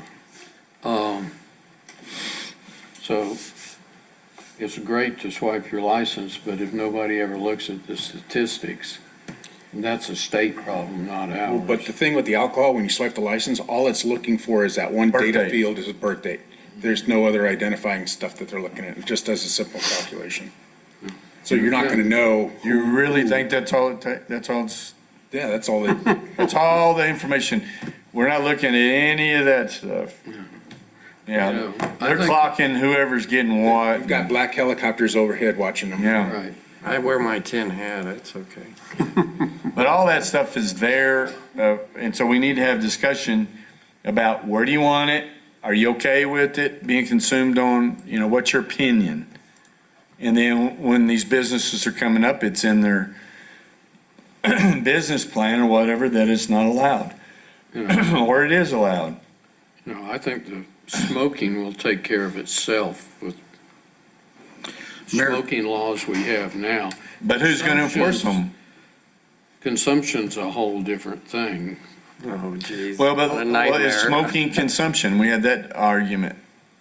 To me, you're consuming it. But, when we were on Central Street in Albuquerque, you're not supposed to be down there doing it. Could you smell pot? Yeah. I wasn't going to say that Tim was high, but he was awful giggity. Well, you're also not supposed to be speeding down the roads, but people speed. You're never gonna stop everything 100%. Well, that's what I'm saying is, but then we got to tell our police officers what we expect them to do. Or not. So all this is part of a big picture that's much easier than, much more difficult than. that's There's why- going to be a percentage that don't obey whatever our laws, just like they don't obey traffic. But then are we just going to say go? We have some recourse. We can stop speeders, so I think that would cut down on it. There's always going to be some. Well, yeah, I understand that, but is it gonna be allowed? How do you know? It's, again, when I call the police officers about the people feeding the animals, they zip over there. I didn't see nobody feeding the animals. No ticket, no harm, no foul. So, you've seen those guys swallow those little blunts before. I never did it, but I knew people that did it. Well, Out that's why you behind need the to get your school. camera out. But, Anyway, so what I'm saying is I don't want to keep berating this, but I think the questions don't make sense. Some of them aren't applicable. I don't think they do any good. Mayor,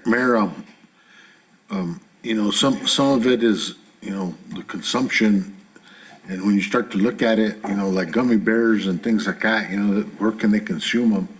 But the fire restrictions, is gonna apply as well. No outdoor smoking. The Clean Air Act applies, so there, public facilities, smoking indoors, those rules aren't changing. One of the other things that was brought up at the conference that we need to talk about is, are we gonna, allow grows within the community? If there's a grow that's outside the county, they have to be able to prove that they have water rights. Right. If there's a grow inside the community, if they're purchasing commercial water, is that something that's gonna be acceptable? If they're on a municipal system, then they don't have to prove that they have water rights. Does that property now become non-residential? Yeah, let's ask Walter, Yeah. see what he wants to do. But doesn't the act say that an individual can grow 6 plants? Yep. Which is different than a grow facility. Actually, it's It's 12, not commercial, It's 6 adults, 6 juvenile. and then the 6 little guys. that's personal use, it's not, I did. that's not. And that's all personal use. You're not supposed to sell it. But a plant, a juvenile, can be 6 feet tall or 6 inches tall. An adult, they say, has to do with the lighting. When you change its cycles, that it can cause it to flower, that's an adult. When it's not flowering, it's juvenile. That's what they pointed out to us. You So can't sell it, but can you give gifts? you could give gifts. Yep. Well, no money exchanges hands. So what I'm saying is that it's just a Pandora's box, and we need to come up with something that's reasonable and enforceable. Yep. And let the public know what's getting ready to happen. I think most of them do. But in reality, guys, it's the same people that's been coming to Ruidoso. We're not going to import a bunch of drug heads from Albuquerque or wherever. I mean, it's like the workforce housing scenario that everybody gets all scared about the MS-13ers moving in and cars up on blocks and things like that. These are the people that are coming. They're already here. The majority of all these things are going to be for tourism, that when people are walking the streets. Yeah, I think that anybody that wants to smoke it now Oh, they're getting it now. already is. Yeah. But we'll get the Revenue, maybe. checks, the out-of-staters. Which brings you to your settlement with the Tax and Rev Department. Do you believe them? So my recommendation, Mayor, is that we put a hold on the survey, move forward with the resolution, because that's going to start a lot of conversation in the community and contacting us, and then build up of what the input that we're going to start getting on that. I mean, that's something that, to move forward with this, because you're right, we got to have more of our ordinance working. And I think by doing that resolution, I prefer ordinance because that's law. We could go Eventually. resolution first. Yeah, eventually, but in the meantime, I think that would suffice, because like you said, everybody's are looking for businesses or this is where I'm gonna put my pot shop. And they're working on it now, saying that, and we can't come back afterwards and say, no, you have to move out of this area. And see, they call it just an agricultural product. Okay? So, like, you grow tomatoes at home, Yeah. you take them to the farmer's market on Saturday, do you need a business license? Nope. Okay, well, it's an agricultural product, so can I take my personal consumption, my personal plants that I'm Right. doing, Right. and selling it, because it's still Schedule 1, But you can't sell it. but you can't sell it, so it's not just an agricultural product. Well, maybe that'll be the zoning's agricultural instead can- of non-residential. You can't sell it, but barter is okay. So that's what I'm saying. So I agree. Let's have the resolution where we're putting a halt on any cannabis, medical, or whatever in the village limits. And do we need to have language on there about a term Yeah, to when? To till January 1st at least, that's when they're Until supposed to. reasonable guidance comes out from licensing and regulations? Well, from the Cannabis Control Board, because they haven't given us any. But now, if we do an ordinance, we have to set a public hearing. for it. Yes, that's what Right. takes so long. So it's going to be another 30 days. Is that going to cause a rush of people trying to get their medical places open? That's why we do a resolution. That's when we do a resolution now. Yeah, Do a okay. resolution now.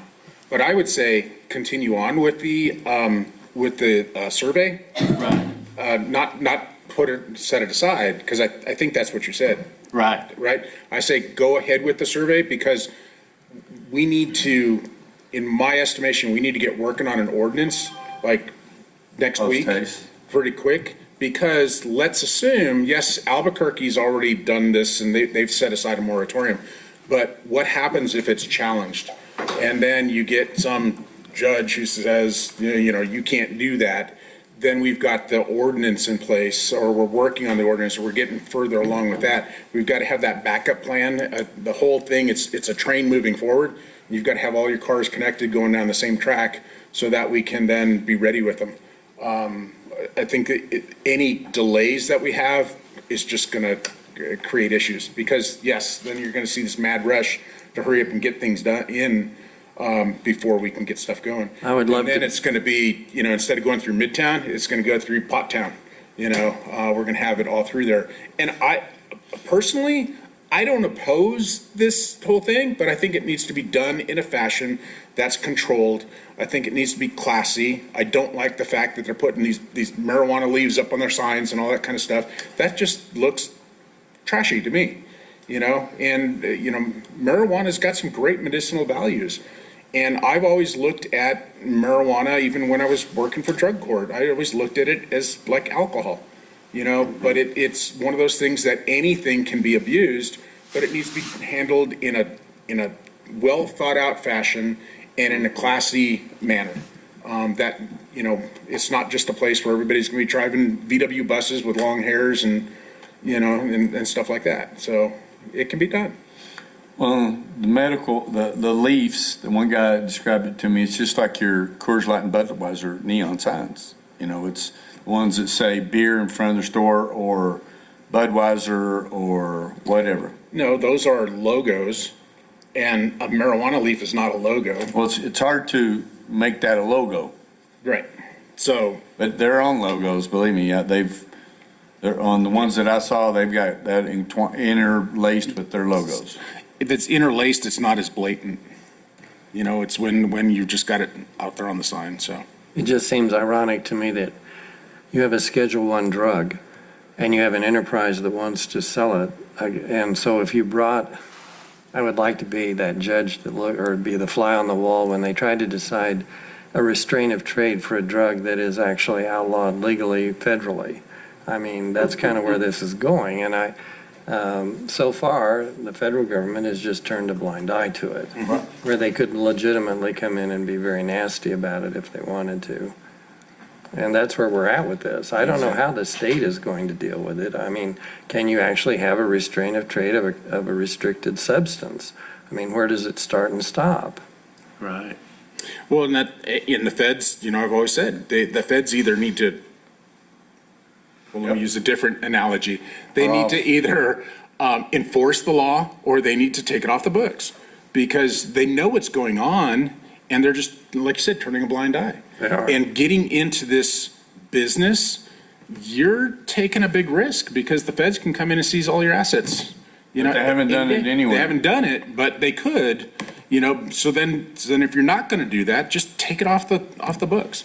Well, we haven't talked about it because it's not a concern of ours at this point, but the producers are saying they can't even produce what demand we're gonna have already.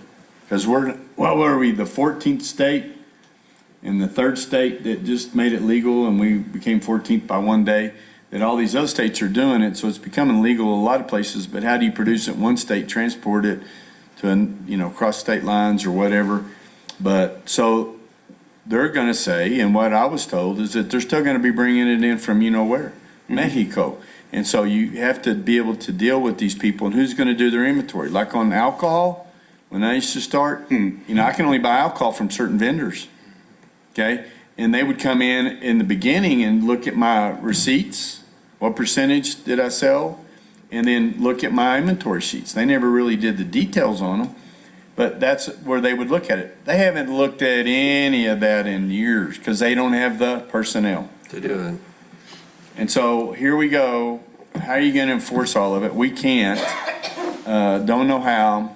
So I do think that it will be more of the same. We do have some laws on the books. I don't think it's going to be, and I said it, and you know, that I don't expect to see a lot of zombies. We'll see some on weekends, that when they show up, they're going to try it. And then I think it'll go back to, you know, the people are already smoking it, but there'll be places to purchase it that are in broad daylight and people can see it. And I believe that's the way it'll happen. I got one more thing, Dan, is, I think that what we're here for is to look at the impact that's gonna have on the community and certain areas and the businesses and tourism and such like that. So as far as some of the survey questions, I think I'd like to see a couple of more direct pointed questions as to what do you feel the impact on Midtown would be? Are you opposed to, say, smoking patios in Midtown?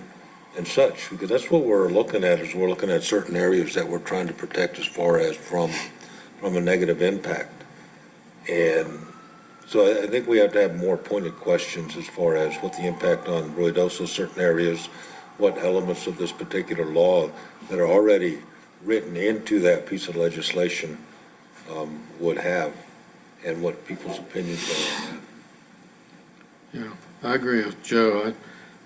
I think we need a survey, but not this one, because, you know, one of the questions is, I didn't know recreational cannabis had been legalized. Who cares? We're there. It is. but ask where they want it. And most of these questions to me don't do us a whole lot of good. I guess that was my point of Yeah. not doing the survey. Make up another survey. Yeah, we need to- Tim, we need to- really word it to where it applies to us. Okay, let's take number 11 off and come up with some new questions based on practical things. And we need to not just ask for them. If you have a question that has to do with practicality, then submit it to Sam so she can have to figure it all out herself. Are we going to go ahead and do a resolution Yeah. and an ordinance notification? Yes. Same day. Yeah, they're already going to put that on there. Okay, good. I've taken notes from all of your all's input, and I'll update the questions and provide them to Ron for Tuesday. I just, I think the food business, the snack business is going to just really, that's going to be the shovels and picks of the mining. We need more benches in Well, Midtown. wait till you start seeing the Yep. semis coming up with Girl Scout cookies. Yeah. Mayor, what do you want to do anything about the water issue? I think that takes care of itself. We I have think with rules. it, I think he's right commercially, and from what I saw, it's not a big water issue. They said they used less than tomato plants. It's about nutrients, and it's about electricity and sunlight and those things. So I don't think it's any more water. That was some of the stuff that I learned compared to other agricultural products. It's a mute question. You don't flood the fields, you can't overwater them.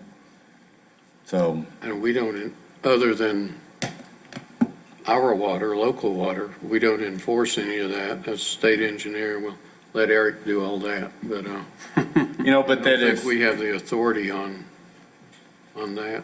well, unless they have a water well and then they're limited to their water rights, but they don't have a meter on them anyway. Right, and we don't ever enforce that. That's still a state engineer thing. Mayor, the only thing I'm bringing up is that, if there is no water rights for people to purchase or to utilize, they may be looking at municipalities and setting up grows within the municipalities, I understand that, but they'll be paying commercial water rates. which is lower than residential per consumption, so. It may be an area that we may at least want to consider. Well, we can. I don't, that's not one of the ones I want to put a whole lot of time into because we don't even have that much land. Well, we're working on the water master plan stuff anyway, so if we need to put something for Eric's guys to work on, do it. Yep. Well, you can do indoor grows that suck up electricity like crazy. Oh, yeah. But the water, the technology nowadays with the hydroponics and whatnot, you're using very little water. It's recycling a lot, and you actually use a lot more water on a home garden getting out there with your hose than you do in any type of those systems. If y'all just let me get rid of the links and we could have planted pot through there, we could have paid for this building in no There you time. go. Yeah, but All right, we'd have so to we have got a that long- done? We'd have to have a higher fence. Yes, we would. So the cannabis questions taken off. She's going to work on the other ones, get them. Now we're to tactical plan for the Ruidoso Police Department.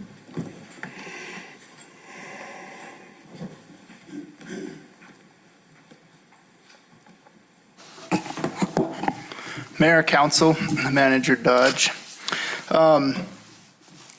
Since I've been appointed, I've been working on many things. The number one thing that was at the forefront was the tactical plan for the Ruidoso Police Department. I submitted last week, Chief Hooker had submitted a tactical plan before he retired. He had worked on it, I guess, a couple of workshops prior to that. There are some of the things that I kept and some of the things that I've changed within the original tactical plan he submitted.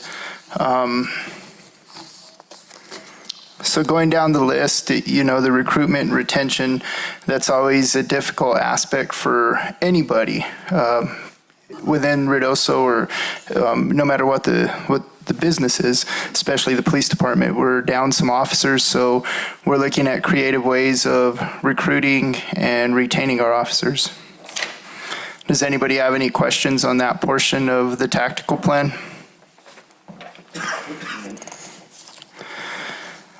The next thing that I felt was very important, Chief Hooker did have on there for the overhaul, basically, of the police department. One of the things that I want to focus on is the booking room. We need to address that sooner than later, so that way we can have adequate facility to hold our inmates or hold our people in there that we're interrogating or anything like that. So that's one of the issues that I want to address sooner than later within the police department. Our accreditation program. So the Ritos Police Department has tried a few different times to become accredited. It just takes a commitment and pushing forward with good, sound policies. Once the department is accredited, it has many beneficial results for not only the police department, but also the village and the stakeholders combined. One of the achievement or the beneficial results is through the New Mexico Self-Insurers Fund. As soon as we become a accredited agency, we get a 5% reduction on those funds.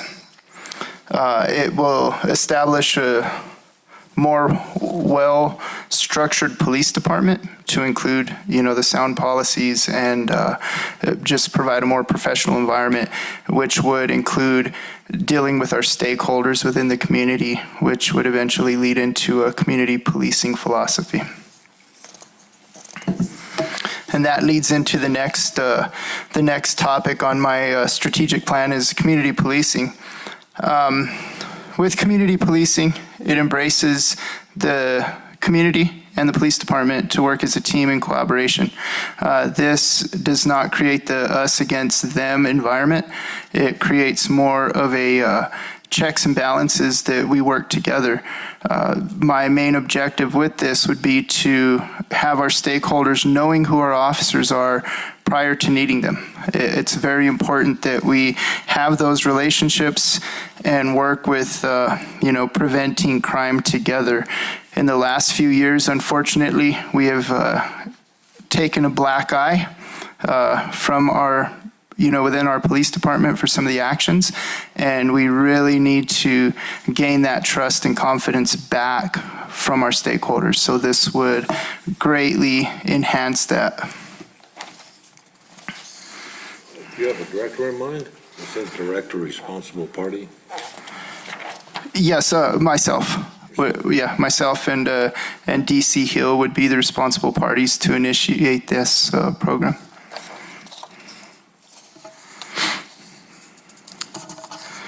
And then we've had a couple of, as time goes on, especially with technology, things get outdated and become obsolete pretty quick. One of the things is our computer system for our in-car computers. The computer system we received several years back, it did a good job for the time whenever we've had it, but now with the upgrades in technology and upgrades in software that the officers need, the computer systems we have now are starting to fail.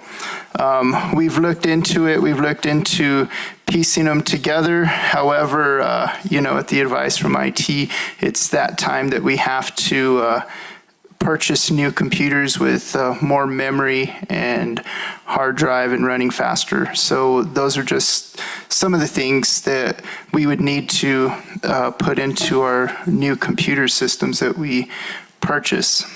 And then one of the other items that we're looking at is for community engagement and protection of the community. It's called the laser shot equipment. What that technology would do is it gives the officers the capability of going into any building, including village hall, schools, boys and girls club, bank, creating any scenario that we need, and then it will basically give us a scenario to where officers can react in real time. They would have simulations of all their tools that they have, gun, mace, taser, those types of things. And as the scenarios go on, they're able to interact with the technology. It's basically on a screen, on a large screen, and these scenarios are coming at them. The most important thing is for years, cops were trained with shoot or don't shoot situations. So you were either going to use your gun or you weren't going to use your gun. With this new technology, it will actually activate quick thinking on the officers to be able to talk somebody down and de-escalate situations without having to use the tools on your belt. But more importantly, we would be able to create scenarios. I'll use a bank, for example. If we go into, let's just say Citibank or First National, we could literally film from the outside all the interior walls, and you're getting a first-hand scenario from a bank or a building that you would actually be responding to. You can create the scenario to be from a bank robbery to just somebody that they were asking to leave the property. So with that initiative, we could also invite the public to come join us. And whenever they're critiquing the split-second decisions that law enforcement makes, we can invite them to come in and say, okay, well, here was a scenario, how would you react? And it would start giving the public ideas and firsthand knowledge on how we handle things and how quickly situations evolve. And, you know, because some of them guys are the first ones that are out lobbying against police officers. However, if we're able to expose them into that scenario, then they'll be like, now I see why they approached the situation they did, or why they scream and yelled at somebody, you know, rather than spoke with them immediately. So that is the hot shot system would be able to, or laser shot, I'm sorry, the laser shot system would be able to give us that capability to bring in the citizens and let them know firsthand what we deal with on a daily basis as law enforcement officers. So this is a nose-to-tail deal? I mean, have you actually I purchased a 8-year-old golf simulator for $45,000. So that's what I'm saying, is that the $38,000 is going to cover? This will cover. Go video Citibank, tie it into the machine, have a simulation in a room? Yes, sir. That $38,000 will cover the software that it takes, all the equipment to film these things, including the weapons that we would have on our belts and those types of things. So yes, sir. The projector, it will cover the. Tag almost, yep. But on video. Yep. Every bit of it. That $38,000 will cover. Would this help with your accreditation? Yes, sir. It will help with the accreditation, because the other thing that this system would do would be to allow us to do training with our firearms. It would qualify, the state would recognize some of the tactics that we would use with this for our biennium training, which at the end of the day would save on ammo. Instead of us having to go to the range and, you know, qualify and shoot, this would actually save on the cost of some of the ammo for it, because we would be able to put scenarios in there that the state would recognize for our biennium training. So is this kind of like the video games with the helmet, the goggles, and is that what we're talking about? It's similar to that. I mean, it's the reality-based stuff, but it's actually on a projector. So you're in a room. We could take it anywhere to do demos. I mean, we could set it up on that wall. All we'd need is a blank wall and a little bit of space, and we'd be able to project that with the scenarios and everything. So, and all that would be provided in that purchase. And this would be like the program that you do down at the gun range, you know, where you have the car and the stuff where they're actually going through that. It would be similar to that. It just wouldn't. Yeah, you wouldn't be. You know, it would be all in real time, and you'd be going through the scenarios. Yes, sir. So Chief, under the accreditation, you said there's a 5% reduction to the law enforcement liability contribution. What does that translate as far as dollars? Do you know? That I'm not sure of, sir. I could get that answer for you. It's on the state accreditation process, and that's the number, the financial impact that we would gain would be the 5%. It would be based on what the village pays in their contributions to the self-insurance fund. Well, he's wondering if it would cover the 38,000, so we could figure out. Well, and I skipped ahead to some of the reorganization, some of the other positions to see if it would help cover some of those costs. And so if we could get that information, Chief, that would be good. I will absolutely get it and provide it to you. And then on that accreditation, we're talking about another generator. So the generator that we have with the accreditation process, what that would be was to secure the generator, because there's different requirements at the accreditation process you have to have. So one of them, I mean, we should have had this done a while ago, but you have to have a fence around your generator that nobody has access to. So that way they cannot hamper or try to sabotage your power system. And if they did that, if they had access to your generator and they were able to make the power go out, then we're completely down if they know that. So now whenever we have a power outage at the police department, especially for communications, our generator kicks on immediately and we never lose the operational power. It goes straight into running off of the secondary power system. So we've never put a fence around there? Because I remember discussing that several years ago. No, sir. There's never been a fence put around there.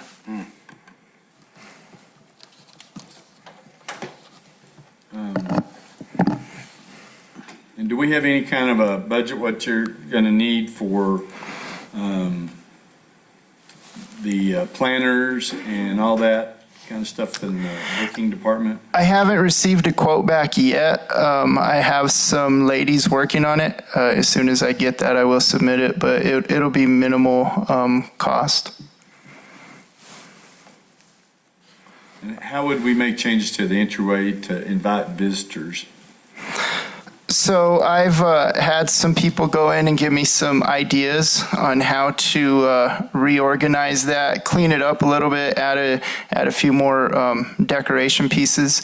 That one of them's an interior designer, because myself, I would say, well, let's add some more posters and we'll be good to go. But like my wife says, don't ever dress without consulting me first before leaving the house. So with that, I did receive ladies' input on redecorating and, kind of sprucing it up. So they have some good ideas. They're just working on a few things before they can get me a quote to get that done.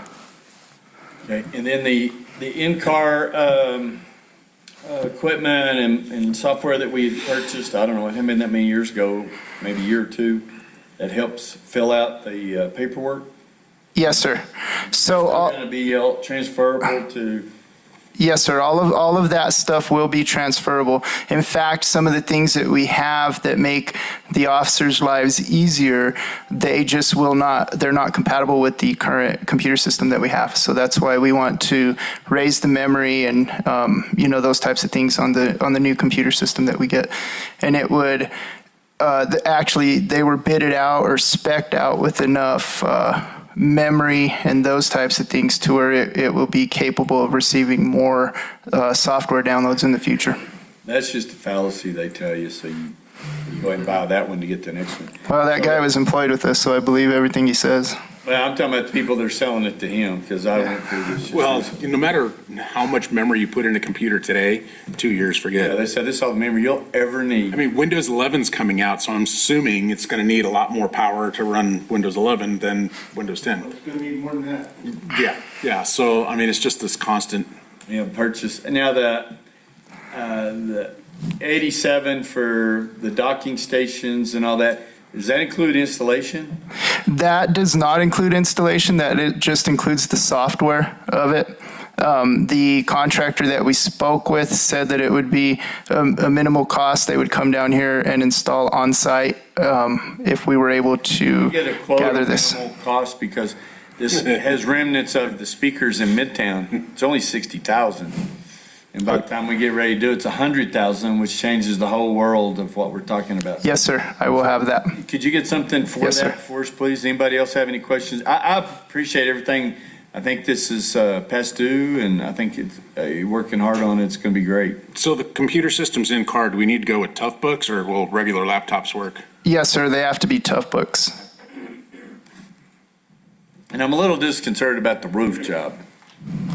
The roof job? Yeah, that we So- just had that new roof put on there and by Pine Top. And we have been, Chavez. yes, sir. Say it out now. Yes, No sir. relation. No relation. We've had leak after leak after leak over there. And we just had more leaks this past week. We did have some people come in there to, start mending it up. They had their concerns with the job that was done before. They said that the material up there is still in very good condition. They were just going to have to re-weld some of the seams and then around some of the vents, do some work around some of the vents. Well, I will say that in 2012, 13, when they replaced the roof on this building, we've had nothing but leaks every winter. Same contractor? No, Oh, different. no. So putting on a new So roof. it's an doesn't always- industry-wide problem is what you're saying? Yeah, and I think we figured out, I've talked with Rodney, we figured out a solution to it, so we're gonna. Gorilla Glue? No, actually, Flex Seal. Flex Seal. Flex Seal. Yeah. Where the seam is, it's Yeah. down at the end and it's, I knew it. yeah. That stuff works wonders. You and Yeah, just reapply it about every 5 years. And right now, they come out here 3 times a year to fix the leak. Flat roofs, man, flat roofs. Flat roofs are horrible. Okay, so anybody have any other questions or anything else for the chief on his tactical plan? Good job, good. chief. So we'll have that on discussion Well, on regular. so I understand developing comprehensive recruitment strategies to attract qualified officers. It's a great sentence, but as we all know, every segment of our country is struggling attracting people. Are you working on some creative methods to attract? Yes, sir. So we do have satellite academies within the state, and one of the things that I'm changing is it was changed several years back to where we couldn't hire. If an officer got certified at a satellite academy and didn't have any experience, we weren't looking at them until they got 2 years experience from another agency, and then at that point we would take a look at them. However, I feel that we need to go and recruit from those satellite academies and then restructure our FTO program to accommodate them and come in to give them a chance, because you get very good officers. Number one, if they're putting themselves through an academy and they're committed to pay for their psychological evaluation, their medical evaluation, and then pay for the academy on top of that, that shows commitment on their part for wanting to become a law enforcement officer. So I think that we need to tap into those candidates and try to recruit from there, send officers there, with recruitment material to try to get some of them guys up here in Ruidoso. Okay. Because it's getting to be time for creativity. Yes, and then some of the other things that I'm looking at is actually advertising for positions that we typically promoted, investigator positions, things like that. Our guys would have the chance to apply for those also, but if we're generating talents that are coming in with experience, those are some of the things that we could also look at with attracting officers to come here. Mr. Mayor, Chief, with the loss, and I think the correct term is applied immunity, has that had an impact on recruitment? It hasn't as of yet. We still have people calling to apply. They're not as frequently, but we still have people applying. So we haven't, to say that we've seen an effect of it yet. We haven't. Last year when it got passed, we did lose an officer that because of it. And then I guess during the chief selection process, there was a candidate that withdrew his application. So those are the only 2 instances I can tell you about that has affected us. Right now, it hasn't changed our insurance. That's not, I can't say the same for every community, but on ours right now it hasn't. Right? You're right. Because that's what AG told us. That's correct. For now. For now. Well, and for clarification too, because you were in the insurance business, I always was told insurance rates are driving with your eyes in the rearview mirror. So is it going to take a cycle of 2 or 3 years before I would imagine, yeah. we even know what that's going to be? And a few settlements. Yep. And I know they're worried about, the increase in that, so on the tort. Okay, any other questions on tactical plan? Do you want to move to general rules of conduct policy? Sure. If there's no more. Regular, of course. Okay, and if there's no more discussion on that, number 13, the general rules of conduct policy. For years, we've had policies, they haven't been updated in quite some time. So one of my first challenges and goals is to work on the policy immediately. I have been working on it. So to get us established and give us a foundation of rewriting and being able to enforce some of our other policies, I've come up with a general rules of conduct. I supplied that, as I was sitting here reading it, there's a couple of things that I need to change going through the paragraphs. However, this will give us a foundation to be able to take action and correct and train the officers to be successful on the street. Without any policies, it's like anything else. People kind of, will run amok, so to speak. But with these general rules of conduct, it'll give us a good foundation to be able to begin revamping our entire standard operating procedure for the Ruidoso Police Department. Mayor and councilors, that's one of the things that we want to start doing is making sure that, with the police department, that all the SOPs start coming directly to the council for approval. The governing body is the policy-making board. So, I think, as we move forward, we're going to take this section by section and then start bringing it forward so that you all are aware of the various policies and how they're enforcing them within that department. So will this override the Village of Ruidoso personnel manual? No, these policies will work with the village. We'll work with HR to make sure that even our discipline processes are the same. That way we don't have one set of rules and the village has another. Because right now, if you read them, they're kind of lined out with the PD having one set of rules and then, the village having another. So, you're stuck between a rock and a hard place with it. So with working with HR and the village policies, it'll work in unison. That way we don't have an issue ever with what we're doing or any of the actions that we're taking on employees. Mayor, Counselor, to answer your question, currently in the way that it had been handled previously, it made the department feel like they had autonomy. Right. And so this whole effort is to make sure that the SOPs for the police department are consistent with the personnel policy and that it's all approved by the governing body, the policymakers. Because, I'm glad, Chief, you're going to re-edit some of the points that I pointed out to you. And some of the paragraphs it mentioned, like in the equipment or the one for other employment that had to be authorized by the sheriff.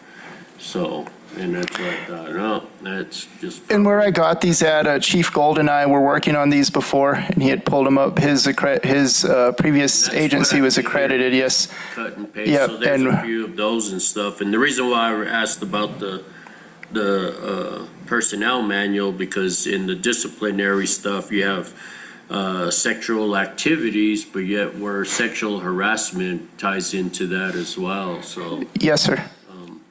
that was the reason for that question. Yes, but like I said, I want to move forward with working with the village and making sure that our policies comply with the village policies to protect the employees, to protect their rights, and make sure that they're at the forefront of why we create these policies. Well, on the other side of that fence, we're just talking about conduct and rules and whatever, just the issue that we had, I was talking about this morning from yesterday, with what are the speeds that we are going to engage, police officers and, I want those things specifically spelled out about high-speed chases, about how fast will you go through town, things of like that, just whipping your lights on and, going, what are the rules of that? Because I've asked several times and I've gotten different answers. And those things will be addressed, Mr. Mayor. There are just some circumstances and scenarios that you can't cover. And I know that whenever, by each complaint, I'll say, that we get with that, those will be addressed because But it's at times, That's what I want to say, is I want to know what are the standards, and I know it's judgment call on, but, when someone's stolen a vehicle, okay, and they're leaving town, he's got a warrant. What was the warrant for?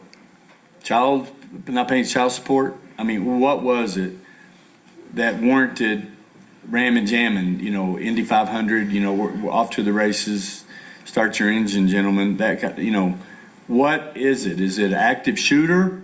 I can see it, but I don't want to run over people on the way to get to a guy that's got a warrant and the officer has him, pulled over. yes, sir. And I understand that completely. Yesterday's scenario, an officer was requesting backup after a vehicle had rammed his unit, already actively fleeing. So adrenaline and, those types of things. And I know that's no excuse for putting the public in danger by any means. However, those are issues that arise during those moments where a split-second decision is made. Well, and that's why we're looking to spend a bunch of money on this laser shot. Yes, sir. Is to overcome and handle adrenaline. That's Yes, sir. why all this is doing. Everybody gets adrenaline, but and I exhibited some that day when I waved at him and shook my fist at him and screamed, "What the hell are you doing?" I overreacted. But the point is, we cannot have that.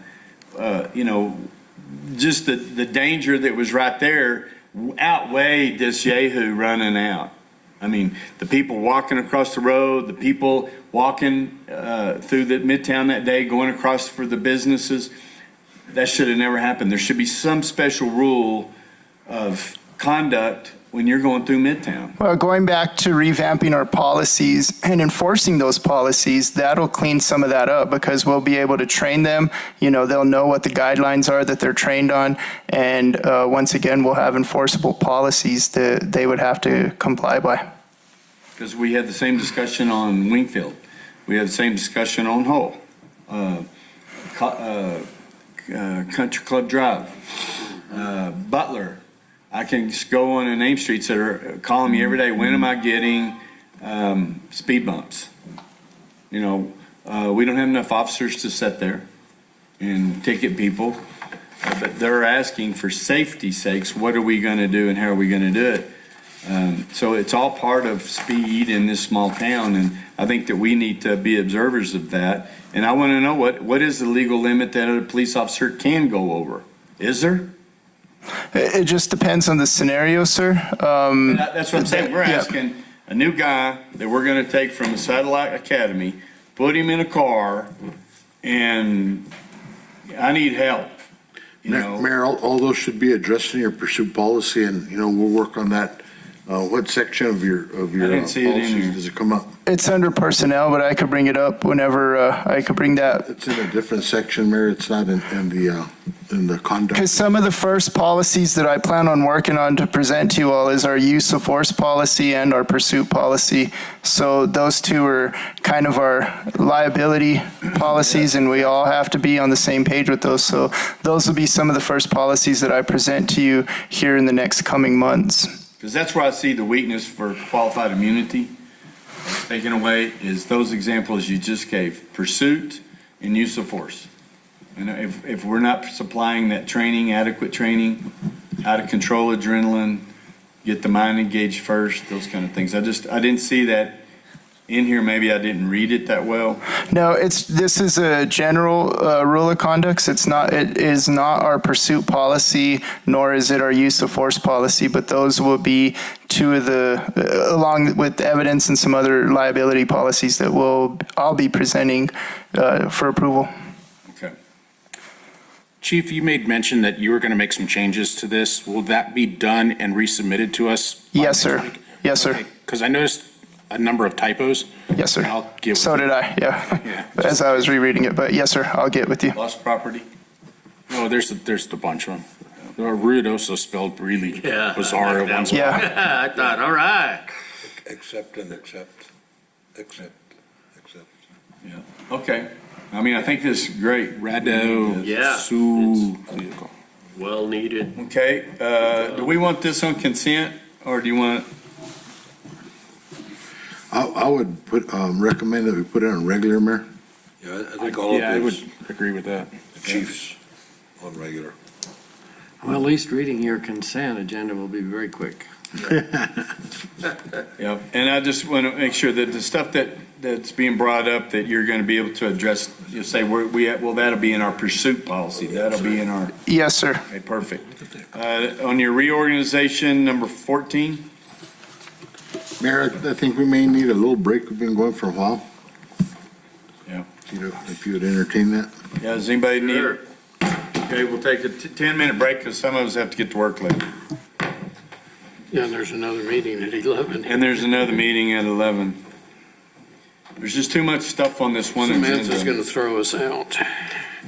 We ain't even got to closed session.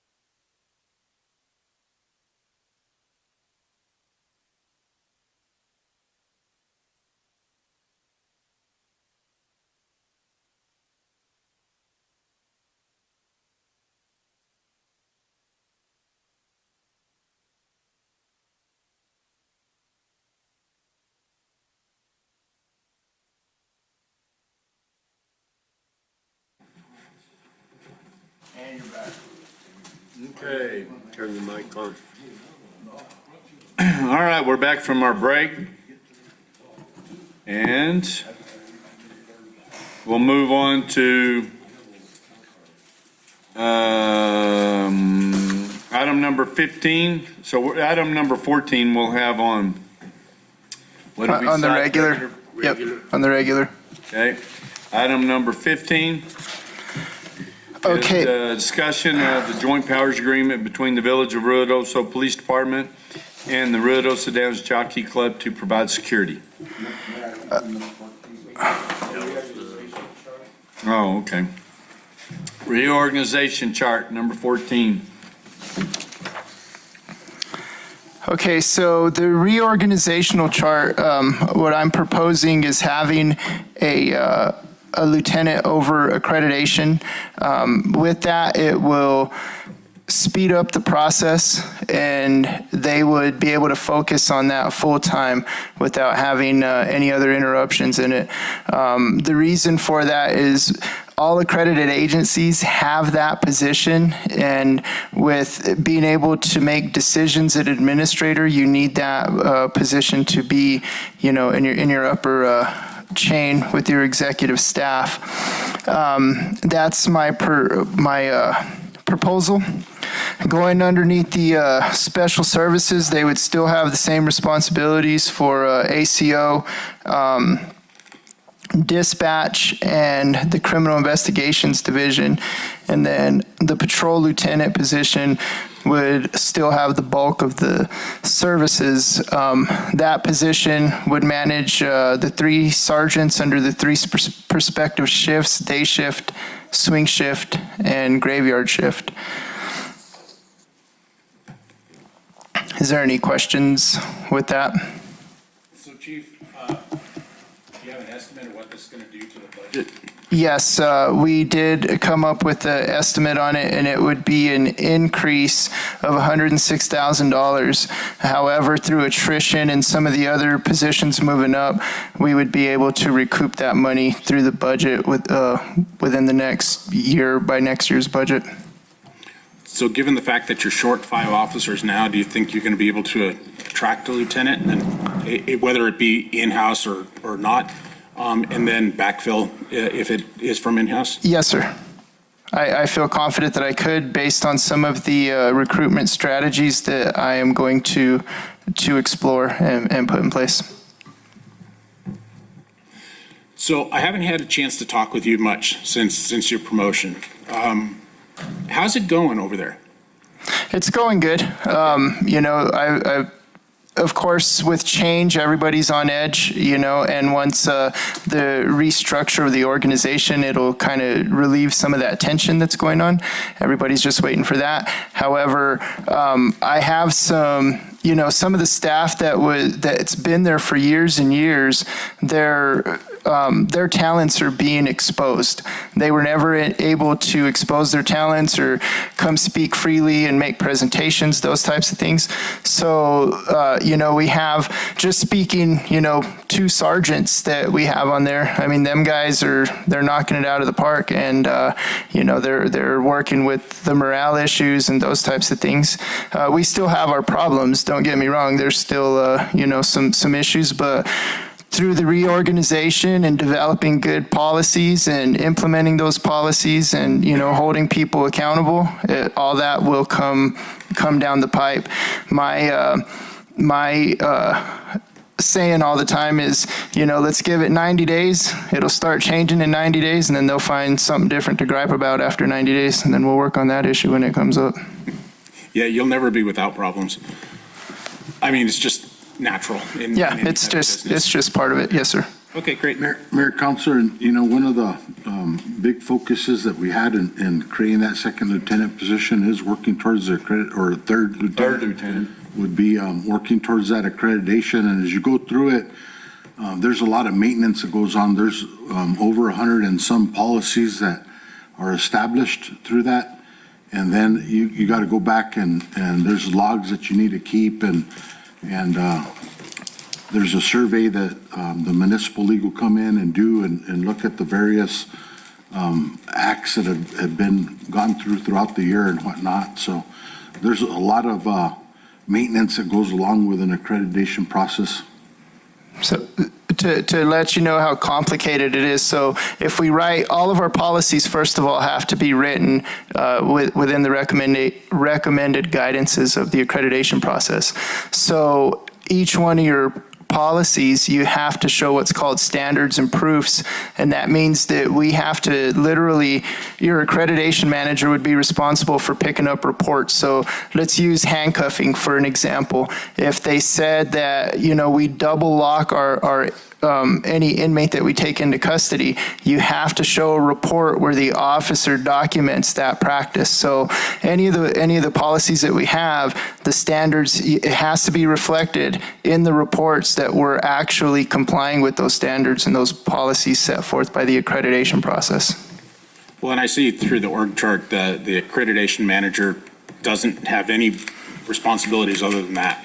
Yes, sir. It's going to allow them to really focus on it, because sometimes what we do is we bring people in and then we start giving them other things that dilutes their ability to pay attention to what the strengths are, or what the optimum goals are. Yes, sir. That is a job. I think I'd put that right up there with the water department as a job I would not want. So that's too much detail and too much paperwork there, so. And so inventory control on the evidence locker will fall to the Special Services Lieutenant and the CID Sergeant. Yes, sir. So that would be underneath the Special Services Division, is the evidence custodian, evidence technician, because anytime that there's a major incident and the detectives are called out and they have to collect the evidence, it's a lot easier to have your evidence tech there. That way there's no issue with the chain of custody going from your crime scene into your evidence locker. So anytime we work with the 12th Judicial Major Crime Unit, our evidence tech goes out there, because then we only have one direct line from the crime scene into evidence, and there's never a question about the chain of custody on anything collected. And inventory control and in charge of, when do you ever get rid of that stuff? There's a retention process. Some of the stuff we have to literally keep forever. Other things, you can keep, like I said, there's a retention process on petty misdemeanor, and felony crimes. But there's you have to get it signed by a district judge. You have to have a judgment and sentence, those types of things. So that's an ongoing job also with eliminating evidence or destroying it. And that's one of the policies that Chief will also bring forward, Mayor. So you'll see that in detail. Okay, regular or consent? I think regular, to get this out to the public, to let them know what's happening with the police department. Okay. Joint powers agreement between the Village of Ruidoso and the Ruidoso Jockey Club to provide security. So 14 and 15, or 15 and 16, I'm sorry, they're joint use powers. We have signed these previously the past several years whenever the jockey club or the racetrack requests our assistance to provide security. Last year, obviously, we didn't need to have these signed, so that's why these are presented today for the council approval to assist the Downs with security at the racetrack and the Downs, or the jockey club. Regular or consent? Consent for both of them. Okay. Item number 17, discussion on presentation and contract proposal for energy audit and solar feasibility assessment with Souder Miller Engineering Inc., DBA Souder Miller and Associates, in the amount of $80,283, including gross receipts tax. Mayor Crawford, councilors, I'm Eric Voida, the Water Resource Director.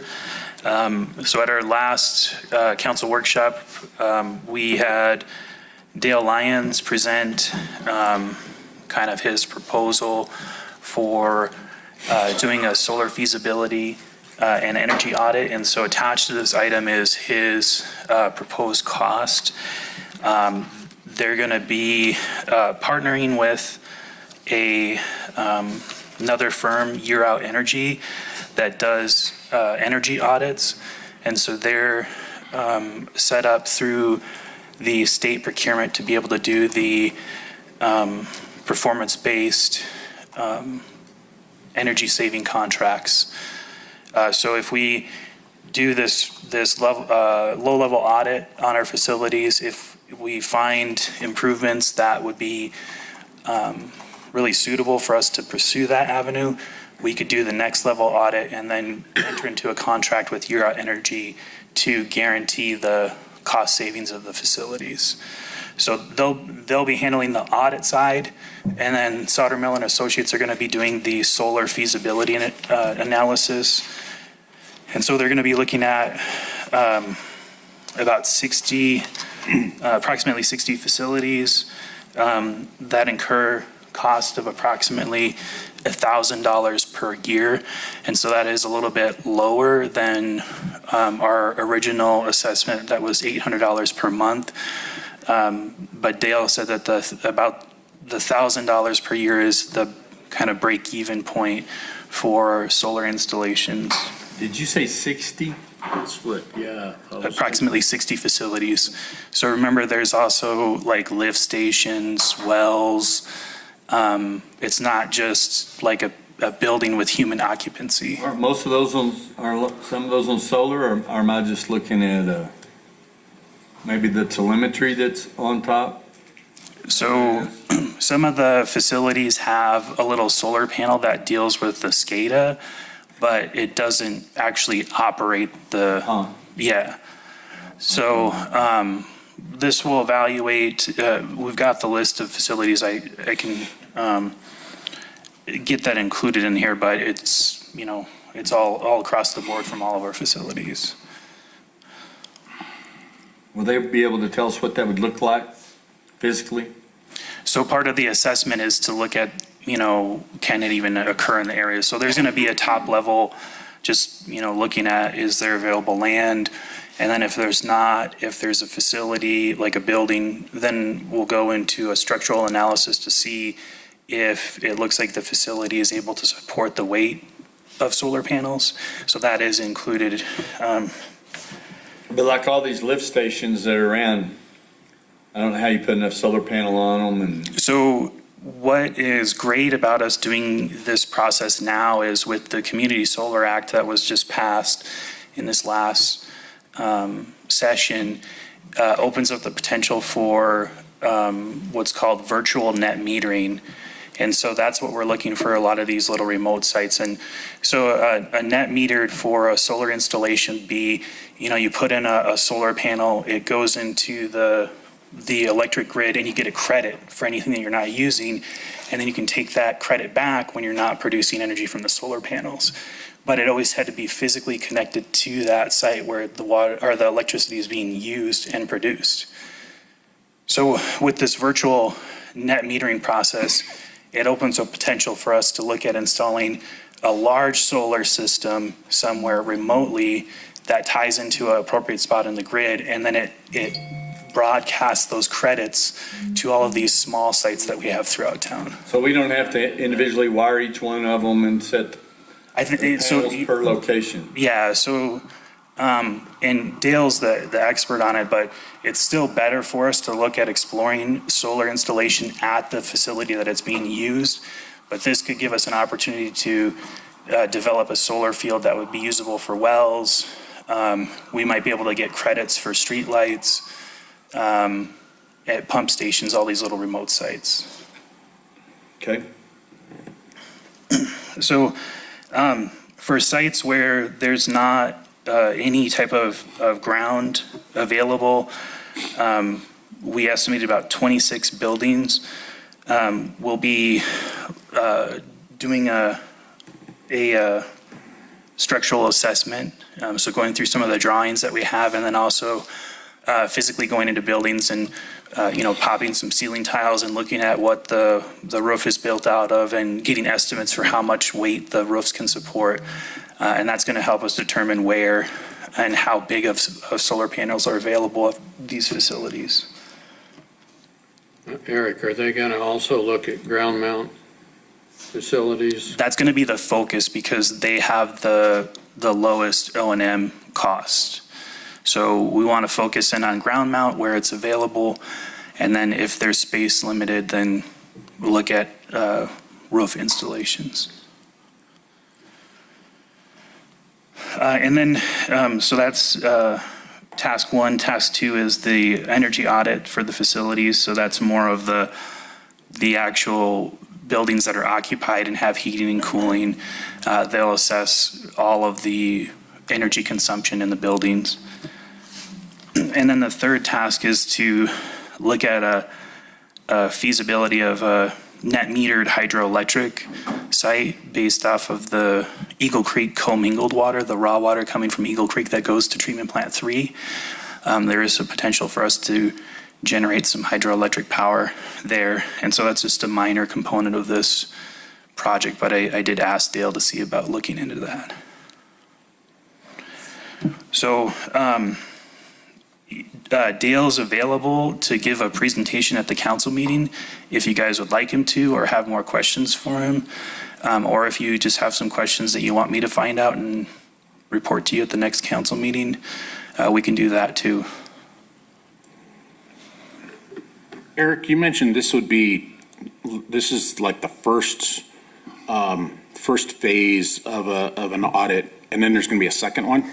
So you want to spend a little bit of money just to do a real quick audit of all the facilities, and then you can throw out ones where you know they're not going to get an economically viable project to do the contracts. It's not saying that there's not going to be improvements that are identified. It might say, hey, you could install solar lighting and save approximately this much, or it will get you ideas of what to do to save energy. But if we want to go into the energy savings contract with Year Out Energy so that all the liability of the savings is put on them, you'd have to go into an investment grade audit, which would be the next step. And there's a standard rate per square foot that the state has established. And then from that would go into the contract with Year Out Energy to design and then build and guarantee the savings to us in a certain amount of years. Okay.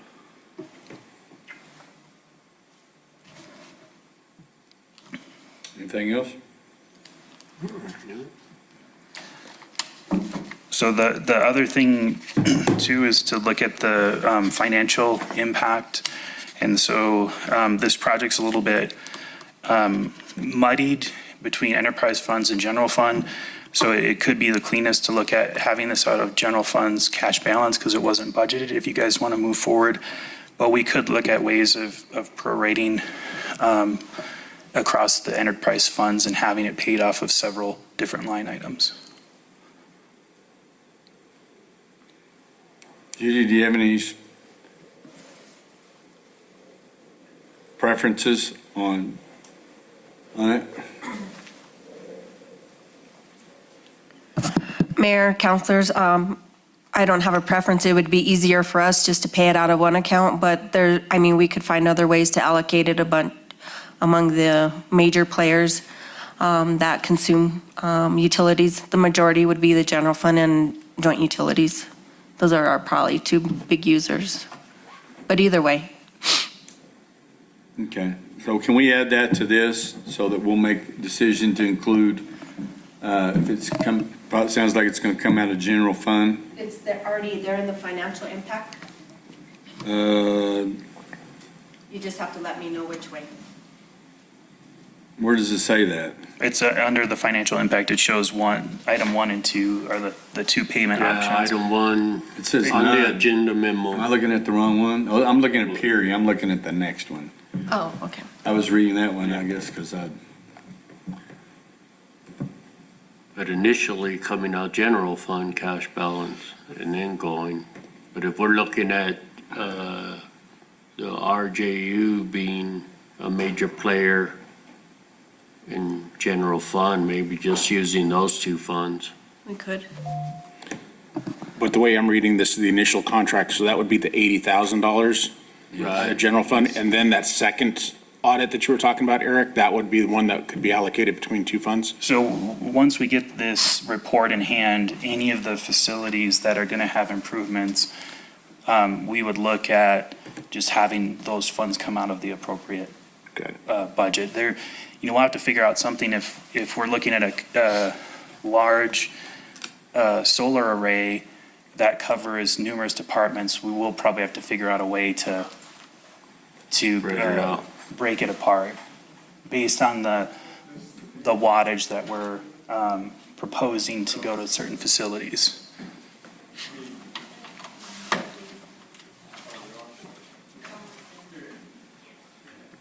And if you guys wanted to separate this initial phase between the general fund and RJU, I can work at trying to figure out a prorating. It won't be exact, but we can at least get a split somewhere, and I can get that for the next agenda meeting. You want that? I don't think we need it at this time. Yeah. But on the second one, I think that we probably would. Okay? So another regular? Yes. Yeah, if there's going to be a presentation with it. Yeah, but I'm just getting to the point. What are we going to have? One consent? We have two so far. Two. I told you it'd be a quick. Yeah.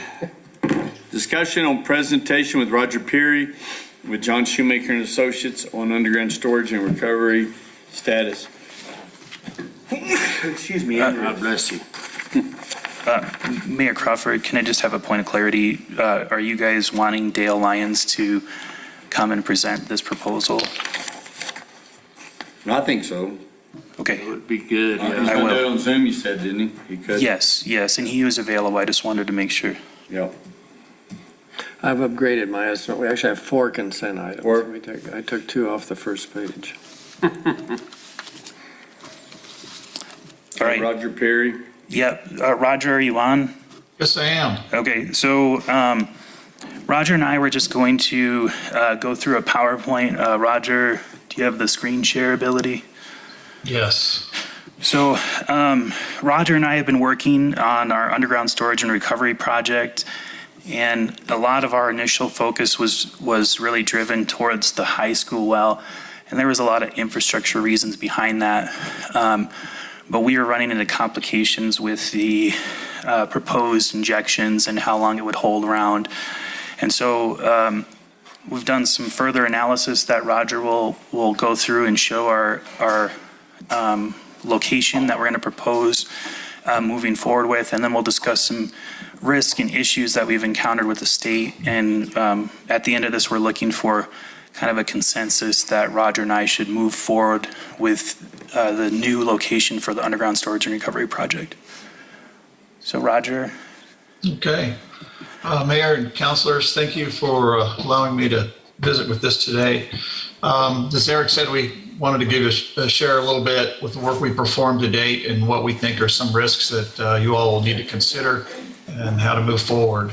The work we've performed to date includes a number of simulations from groundwater flow model that we developed, looking at proposed locations for monitoring wells during the pilot study, which would be used for water quality and water level monitoring. We've had a number of discussions with the State Engineer's Office and the Environment Department, and we've begun work on the initial permitting process for piloting as well with both of those agencies. Done further evaluation on the flows that might be available during the spring runoff and the monsoon from Eagle Creek, and collected some additional water quality analysis that the state wanted from the high school well. So the simulations were run using the model that we developed last year and earlier this year, and they can be performed at any well, so we just had to set up various injection and recovery scenarios. And the initial simulations indicated that the high school well would be a favorable spot for pilot testing. And as we got along and started doing more detailed simulations as to how long we could store water there and the rates we could store water before the water is lost to the Rio Ruidoso, it became clear that we needed to move farther north where the aquifer properties are a little bit different. And so we started looking at the upper, middle, and lower Gavilan Canyon wells for potential injection sites. We originally looked at the high school well. During our preliminary assessment, it ranked very high, ranked the highest. It's the largest well in terms of the diameter of the casing. It's a 12-inch casing, which makes it much easier to put in the equipment that we need to inject. And of course, it recovers the pump in there is a 300 GPM pump, 300 gallon per minute pump, and allows monitoring equipment to be put in to monitor the injection water levels and recovery water levels. There's a distribution line very close there because we have to use treated drinking water to put in the ground for both piloting and injection later on. And what we looked at was a 30-day pumping scenario, injection scenario, but at that time you start to lose water to the Rio Ruidoso, and so recovery has to start after about 30 days. The middle Gavilan is what we're looking at currently. We also did some scenarios for the upper Gavilan, which would be the 272 S2 well. It has a smaller casing. It makes it more difficult to inject the water. It's a 6-inch nominal size casing, so much smaller. So it's not impossible to inject and monitor. It's just more difficult to get equipment down there and get things set up. But the injection scenarios indicate that the water can be stored for at least 90 days. That's the longest scenario we've run so far. And the lower Gavilan Canyon well could certainly be used for a monitoring location, and then likely the upper Gavilan as well. So hopefully it save a little bit if the state buys off on that for the cost of monitoring wells. And we think that the state engineer's office may look more favorably at this location than the high school well, just because of the proximity from the Rio Ruidoso. So this is an image of our injection and recovery scenario for 30 days at the high school well. The model was simulating injection at 100 gallons per minute. We did this one for 21 days, and the blue contours that you see are the mounding of the water that occurs during the injection period. And then the red lines, after pumping for 21 days at 300 GPM, are the recovery or the drawdown. So we're able to capture all the water before it's lost at 21 days to the river. But 30 days is about the maximum that could be injected in there without losing that water. So as we moved farther north, the aquifer properties are a little different at the S2 or the middle Gavilan, lower Gavilan, upper Gavilan than they are at the high school well. The high school well water moves through there a little bit faster, but which is great when you're producing water, but injecting it also moves away faster. So that's why it escapes towards the river quickly. So the image at the left, on the left, is a 30-day injection scenario going 50 GPM into the middle Gavilan well, and then 75 gallons a minute of pumping for 30 days to recover the water. It would take a little bit longer to get it. You can see the upper portion, the injection mound, still exceeds where the recovery drawdown is. So this well would have to be pumped a little bit longer to recover that, or pumped in concert with S2 or S4 to recover it more quickly. So what we did on the image on the right, we simulated injection for 90 days at the middle Gavilan well at 50 gallons per minute, and then simulated recovery from both the lower Gavilan and the middle Gavilan Canyon wells. So we assumed, or simulated rather, 75 GPM recovery from middle Gavilan and 100 from lower Gavilan. And you can see that with that pumping scenario, it more than captures the injected water. I think it's interesting also to note here that the injection mound heads northward towards other wells you have to collect water from, which would be S5 and S6, the wells below Alto Reservoir, also A2 right below Alto Reservoir. So there's multiple wells that could be used to recover the water if this proves to work out. So Eric and I and some of my staff had a number of conferences with both the the NMED and the NMOSC to run by our conceptual modeling and moving forward with piloting to talk about permits and so forth before they're submitted. And the Environment Department didn't have any initial objections, but their permitting process, they appear to be quite backed up. And they said, probably 6 to 12 months to get the a permit reviewed and out, but did lead us to believe it would be closer to the 12 months than closer to the 6-month period. Unfortunately, the state engineer's office doesn't appear to be viewing the project favorably, although they were nice enough to say we can't prejudge an application. They did provide some of their concerns that we'll be sharing with you here in a moment. So we've held off on permit applications and until we get this resolved from you and get direction. So the OSE District 2 staff out of Roswell indicated that the water would be considered recovered water, not water imported from Eagle Creek. So as you all remember, the water that you divert from Eagle Creek, you end up with a 50% return flow credit, which allows you to then pump water from the 272 series wells and take water into Grindstone Reservoir. So it's a really important part of the water rights portfolio to get this return flow. So we were kind of surprised by that, changing the status of the water. Another thing that the state said they may look at would be making the water subject to in-stream flow conditions, which also occurs for a number of your diversions going in to recover the return flow credit water. And so those limitations are you can't take water May through October when the flow at the Hollywood gauge at the Rio Ruidoso is less than 6 CFS, or 4 CFS November through April 31. And another concern the OSE had was they weren't sure that 2 or 3 monitoring wells would be adequate, and they really wanted some extra wells farther to the east to monitor what's going on with water levels and water quality. So we tried to explain to them that when you're up in the mountains, topography is very limiting, and certainly we can't just go willy-nilly off to the east to put wells up where you don't have land access for one, but you certainly can't get equipment there for another. And that's probably an issue we can get resolved with them. The injection water source, as you know, is going to be Eagle Creek surface water. So we were looking at flows over 1,200 GPM and assuming those would be available for injection. The treatment plant has a capacity of 1,400 GPM, so that gives plenty of water for doing the USR project with. And then, other high water uses for maintaining or restoring the reservoir volume at Alto Reservoir. And certainly, one of the objectives is always to arrest the Eagle Creek wells when you can so that the aquifer is allowed to recover. And it flows at less than 1,200 GPM. There still may be adequate water for injection, particularly when you have spring runoff that comes early, say in February, March, where you don't have a lot of demand yet. It's still relatively cold, and so there may be water to start injecting with quite early.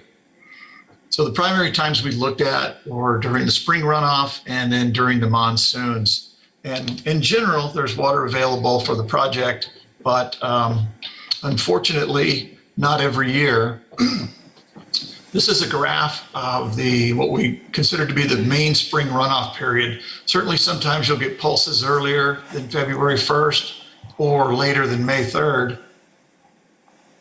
But you can see the purple line here towards the bottom is 1,200 GPM. So any flow over that would be available for injection. Each of or restoring Alto Reservoir volume. Each of the different colors is a different year, and this heavy dashed line is the median flow volume that would be available. So most every year you have flows available at various months and sometimes for quite long periods of time. But I do think it is fair to show that something you can barely see here is right along the base of this graph at a near zero line is what happened in 2021. So not much water was available this year, but generally every other year there's a period of weeks with a good spike that you have water available for injection in the spring. And so, Roger, Mayor Crawford and councilors, when we look at these flows, we have to keep in mind that our water rights accounting is in a 5-year segment. And so there's going to be some years where this project isn't viable, but if we can store and use water from a wetter season and extend that spring runoff or extend that monsoon that we get, we can save our base water rights in town for that year that it's not conducive to injection. So it will give us another tool to help us balance our water right portfolio within that 5-year window. Yeah, that's right. Thanks for putting that in there, Eric. That's absolutely right. And then the next slide I have here is the monsoon season. So the flows are much more spiky. This graph was developed before this year's monsoon happened very early. And what we saw the end of June, early July, was flows over 20,000 gallons per minute coming out of Eagle Creek. So certainly this year would have been a good one for monsoons as well. The median value is below the 1200 GPM line. So they're after every 5 or 6 years, there's a kind of a 50-50 split as to whether or not you're going to have much flow to take or not. But as Eric said, with the 5-year accounting, it still makes it a viable time to be doing injection if there's excess flows. So getting down to the punchline here. So the pros and cons are, of course, with the USR, we get to put excess renewable surface water in the ground to be stored for later use. And particularly at the high school well, the middle Gavilan, upper, lower Gavilan, the water quality over there is fairly poor, or quite poor, one might say. And it would allow you to produce higher quality water. And of course, you can still maintain Alto reservoir volume, which is very important. The main problem that I'm seeing is that if the state doesn't allow return flow for the injected water, you basically are reducing your water coming out of Eagle Creek by 50% because you're not getting that return flow. They're redesignating it as recovered water instead of imported water. And so I think that's something that needs to certainly be settled with the state engineer time. The other issue with the minimum in-stream flows, I think would be nice to try to work out with the state engineer. Certainly we want to try to get those taken off because you're putting water into the system and you're just recovering the water that you've put in the system, so you're not providing or not causing any extra impact on the Rio Ruidoso.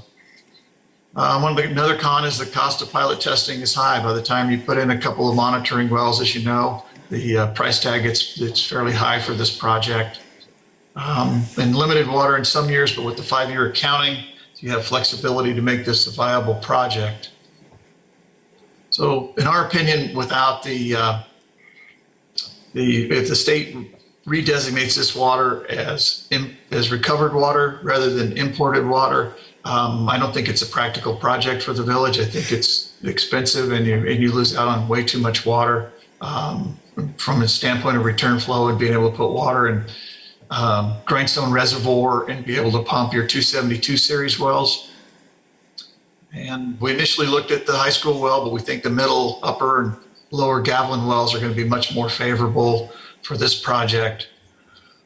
What Eric and I have talked about, and we talked to AJ about it a little bit also, is trying to get a meeting with the state engineer to discuss this project and see if we can get the status of the recovered water determined before we move any far forward. And we're hopeful that a meeting like this would be good because the state really does have a push. They really do seem to want to do these USR projects. And there's not a lot of places in the state that have excess surface water. So certainly Ruidoso is a great place to do this.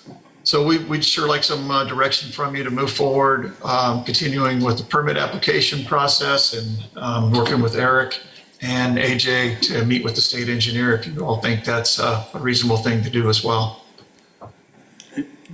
Does anybody else have any questions from Roger or from, because of course we'll have to make that decision next week, Roger. Okay. During the council meeting, this is just a workshop. So Roger, this is Tim Coughlin. I've got a question for you. You had, in your presentation, you talked about during periods of high flow, we could inject the water down into the ground. And then for the most part, within 30 days, although there was some discussion about a possible 90-day window after that to be able to recover that water.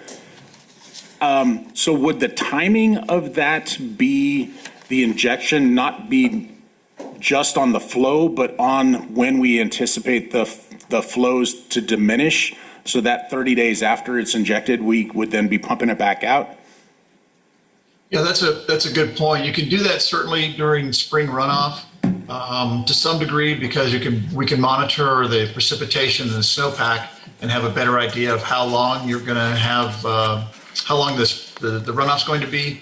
Of course, this time of year, you just got to take it because you don't know if it's going to last days or weeks or whatever it's going to last. But certainly in the spring runoff, you can do that.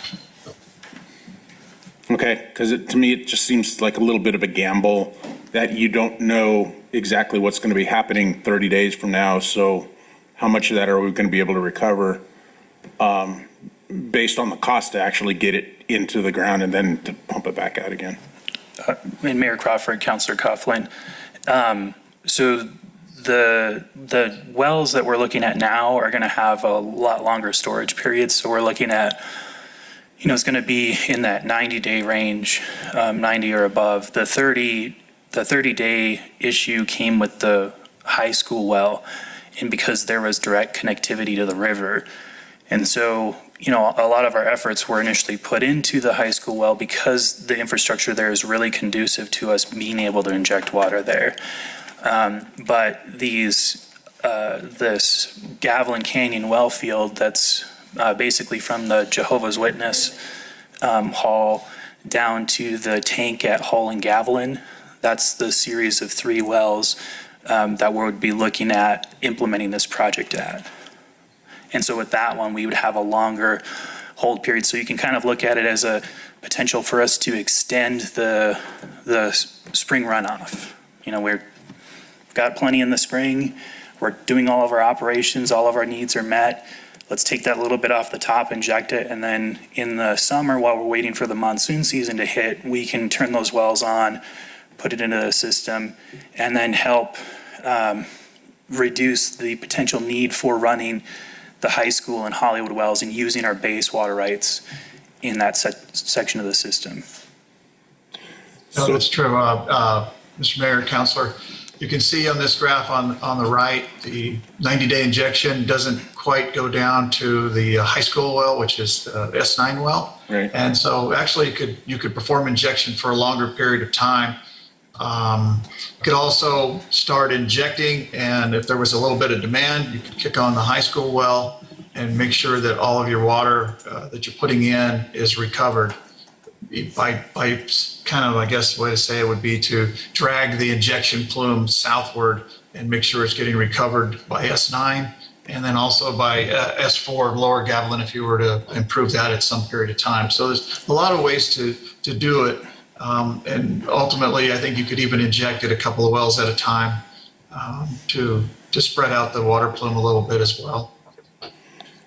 And then the meeting that you're talking about having with the state, that's going to determine the water, because we're not going to get charged twice basically for it. Once we get charged for the water when we inject it, and then do we get charged again? No, we won't be charged again. But what the issue is when we take water from Eagle Creek and bring it into our system, it gets used by our customers, put into the sewer system, taken out of the plant, and then discharged to the river. So the Ruidoso. And so then we get a credit, an import credit for those Eagle Creek rights that we can then divert from our well field and our surface diversions. So what the state's preliminary stance is that, you're taking this Eagle Creek water and you inject it, and once it's injected, it loses its designation. But everything in the statute, what at least, myself, our attorney, AJ Olson, and Roger are looking at, it specifically makes you keep tabs on what sources of water are being injected. And so it leads you to believe that the water never changes its designation because it always maintains its same place and purpose of use. It's just that it's been injected and stored in the ground. The whole purpose of underground storage and recovery is to get away from the high cost of building reservoirs and then to eliminate the evaporative losses that we're getting from surface water. So the project is basically building or utilizing the geology of the area to make an underground reservoir, and we're storing our water there. And so to us, conceptually, it doesn't make sense that it would become not Eagle Creek water just because we injected it there and then pulled it back out. And so I think that we can resolve this, but we just need to go higher than the district office, and I think we need to directly talk to the state engineer and his council. That is if you're sold on the idea that you're not going to have leakage and all this other stuff that's going to end up somewhere else and equate that to evaporation and the cost. If we had big old pipes right now, we'd have, in a better filtration system or what, a diversion system, Grindstone would be full, and then what do you do with it? But how much water can you inject in there? And then you got to turn right around. That's expensive. How fast can you inject it? So that's what this pilot study is going to look at. And so the well that Roger is looking at should easily be able to handle, I believe, 50 gallons per minute, correct, Roger, for the pilot study? That's correct. But if the conditions are confirmed through the pilot study, we can look at making modifications to the well to improve the injection rate or drill new injection wells in the area to improve the process. So this is just the pilot study to show, yes, we can inject water here. Yes, it stays in this area, and yes, we can recover it. And then from there, we can move forward with the permit. We can design a project to maximize our use and withdrawal of the water. So all these questions that we're having right now, the pilot program is going to answer those. Yes. That it's stable, that we'll be able to get the water in there. And this is not an atypical, so this is a statutorily required process. We're just going through the regulated process of doing these projects. And so we need to do this pilot to demonstrate that. What do you mean it's statutorily required? So To figure out underground storage? So when the legislature approved the ability to do underground storage and recovery projects, they passed a statute that outlined the application process. And so part of that application process is working with both the Office of the State Engineer and the Environmental Department to develop a pilot study that shows that we're not contaminating the groundwater source, and that there is the physical ability for the ground to receive the water and for us to recover it. Right. So it's still all in there right now until we get the pilot program back. So In theory, you think it can be done. In theory, you think it's going to work. All of this other stuff. That's the point. I mean, there's nothing in statute right now. I mean, that that this can work in this geography or what geology that you're saying. Because haven't we had questions about that before? So Roger doesn't have the slides, but Roger, can you talk a little bit about the formations that we're injecting to and how these are likely to be good candidates for injection? Yeah, out of all the formations you recover water from, this one in this area has the best ability to produce water and recover water. There's a number of faults in the area, and the geology changes rapidly as you go to the north, but particularly in an east-west direction. So what we're looking at is the limestone aquifer over here. The pumping rates at Cherokee and High School and Hollywood Well are all quite high. Only reason the pumping rate at Middle Gavilan's low is because it has a small diameter casing in it. But this is really the only place that you can do aquifer storage and recovery or underground storage and recovery in the area, because it's the only one that will accept the water level's deep enough, and you're far enough from the Rio Ruidoso. Over in the area where you have Eagle Creek here, Eagle Creek's above the water table, and so it's not as big of an issue as an injection mound goes that direction. As long as the elevation stays below the base of the creek, it can be recovered. but the groundwater is connected to the Rio Ruidoso, flows into the Rio Ruidoso as we head south here, right at the Hollywood well. And this formation where you're at is the best one. It'll accept the water. I think from my standpoint, it's not whether or not it will work, but it's whether or not the state will accept the premise of how it's injected and recovered and not lost to either this, how they perceive it being lost to the system, the geologic system, or lost to other users. I think that's the main issues. Would that require, Mr. Mayor, this is Jackson, would that require a formal application then? Because I remember the one slide saying that they couldn't enter into a prejudgment of whether that return water would be credited or not. And my question is, will a formal application have to be made so that then it can be evaluated and then a judgment be made? Mr. Mayor, Councilor, the application process is very clear, and that's what we're working on right now. All of this work we're doing is for the application process. In fact, the state engineer, according to the statute that Eric was talking about earlier, actually requires a pre-application to be submitted. And so we're actually working on the pre-application, and they won't really give us the final until that pre-application is submitted. Then once they approve the pre-application, then we go, basically it turns into the application after you make a few changes. So we're just following the rules that they have, and they seem convoluted to me, probably as well as everybody in the room. But it's the process we have to go through, in addition to the Environment Department permitting process to put treated drinking water into the ground. So we need a permit from them as well for that. Thank you. Mayor, I got a couple of questions. Right here. Roger, you talked about the medium flows on one of the charts that are coming in off the Eagle Creek. How much, I couldn't see it from here, but how much water were you anticipating in acre feet or gallons that would be in excess of what we'd be able to harvest to inject into the project? Yeah, the median flows, when there's water above the 1200 GPM line is what we were looking at. But there's a pretty fair majority of the time in the early spring runoff through March where the median flows are, looking at the graph here, over 2000 GPM. So certainly in excess of what the plant can treat. So the plant can only treat 1400 GPM.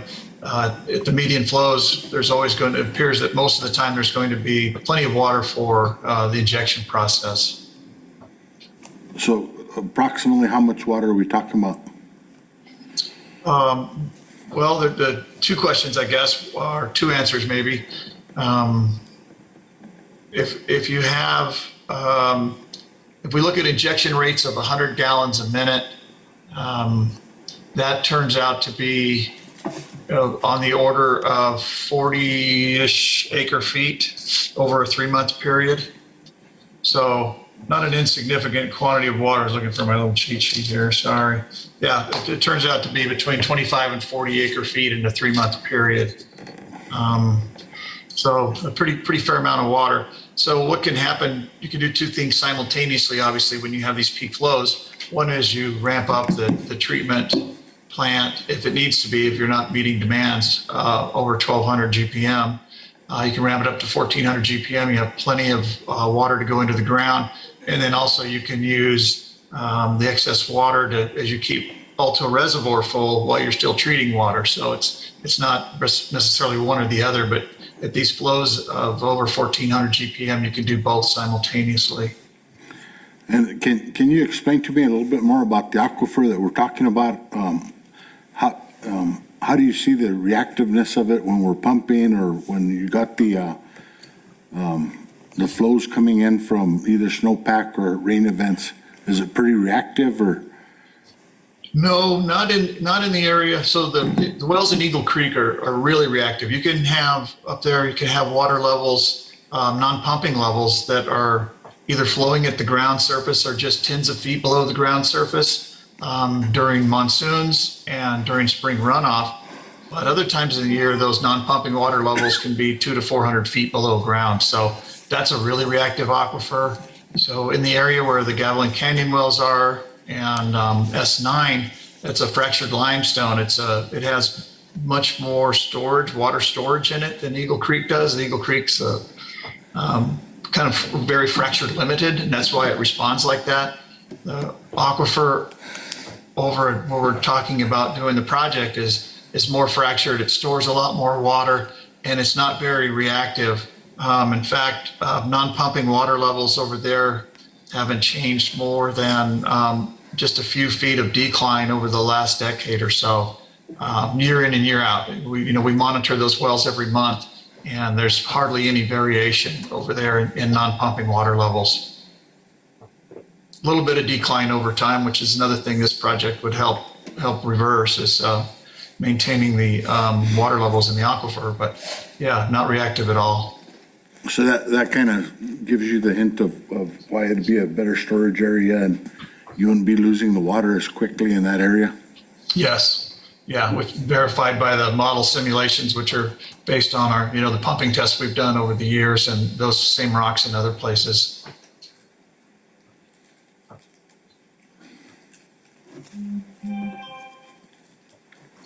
So if you take this to the state engineer, that'll be the next step, Yeah, so and we'll know whether to continue or not. Mayor Crawford, Councilor Cornelius, so Roger and I want to not spend any project funds until we can resolve the Eagle Creek import credit issue. And so, if at that time that, they still are saying it's different water, that's what we're probably need to look at. It would honestly be more economically viable at that point to buy water rights and transfer them up. But we're trying to utilize Eagle Creek as much as we can and get our import credits so that we can use that import credit to divert into Grindstone.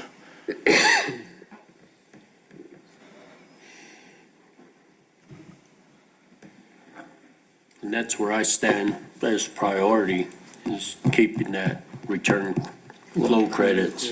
Yep. I mean, it's, And Councilor Saws, we wouldn't be losing the import credit entirely, it'd just be the water for the injected water, injecting part. but it would really kind of destroy the economics of the project to not have that import credit.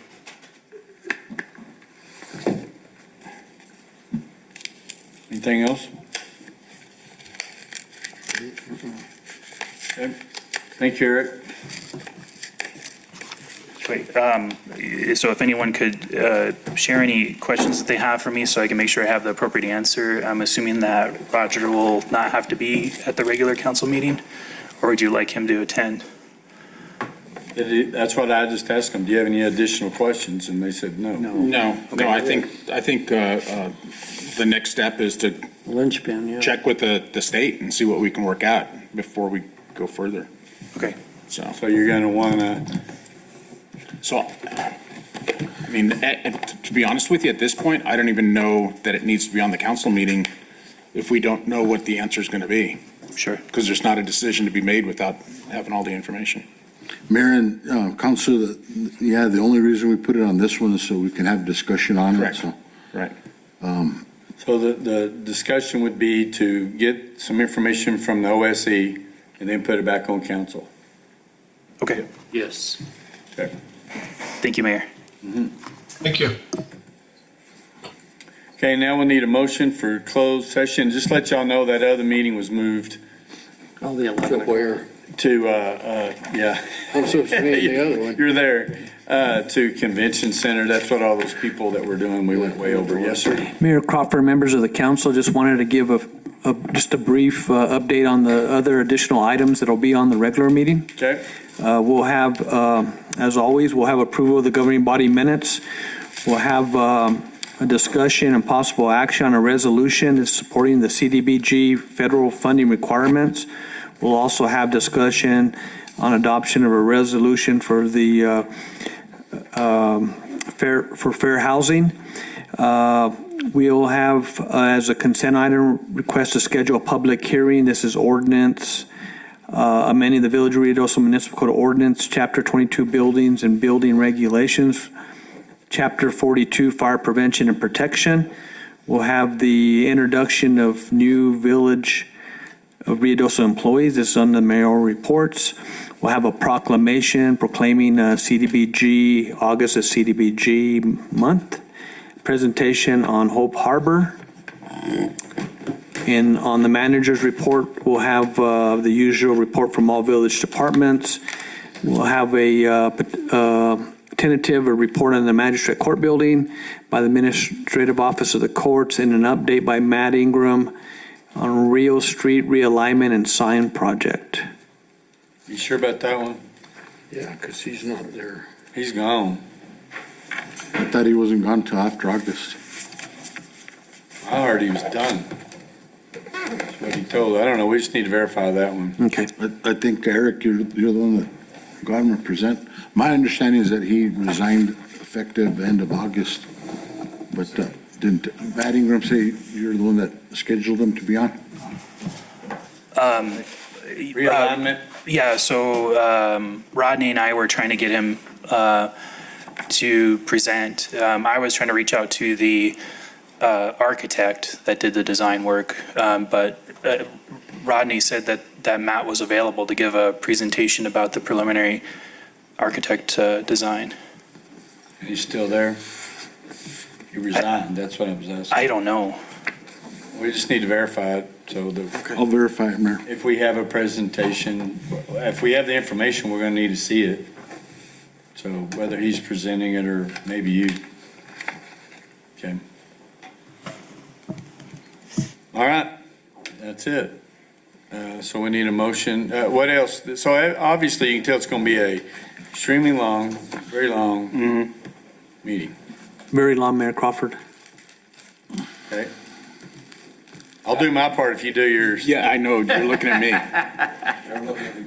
So we need a motion to go into closure.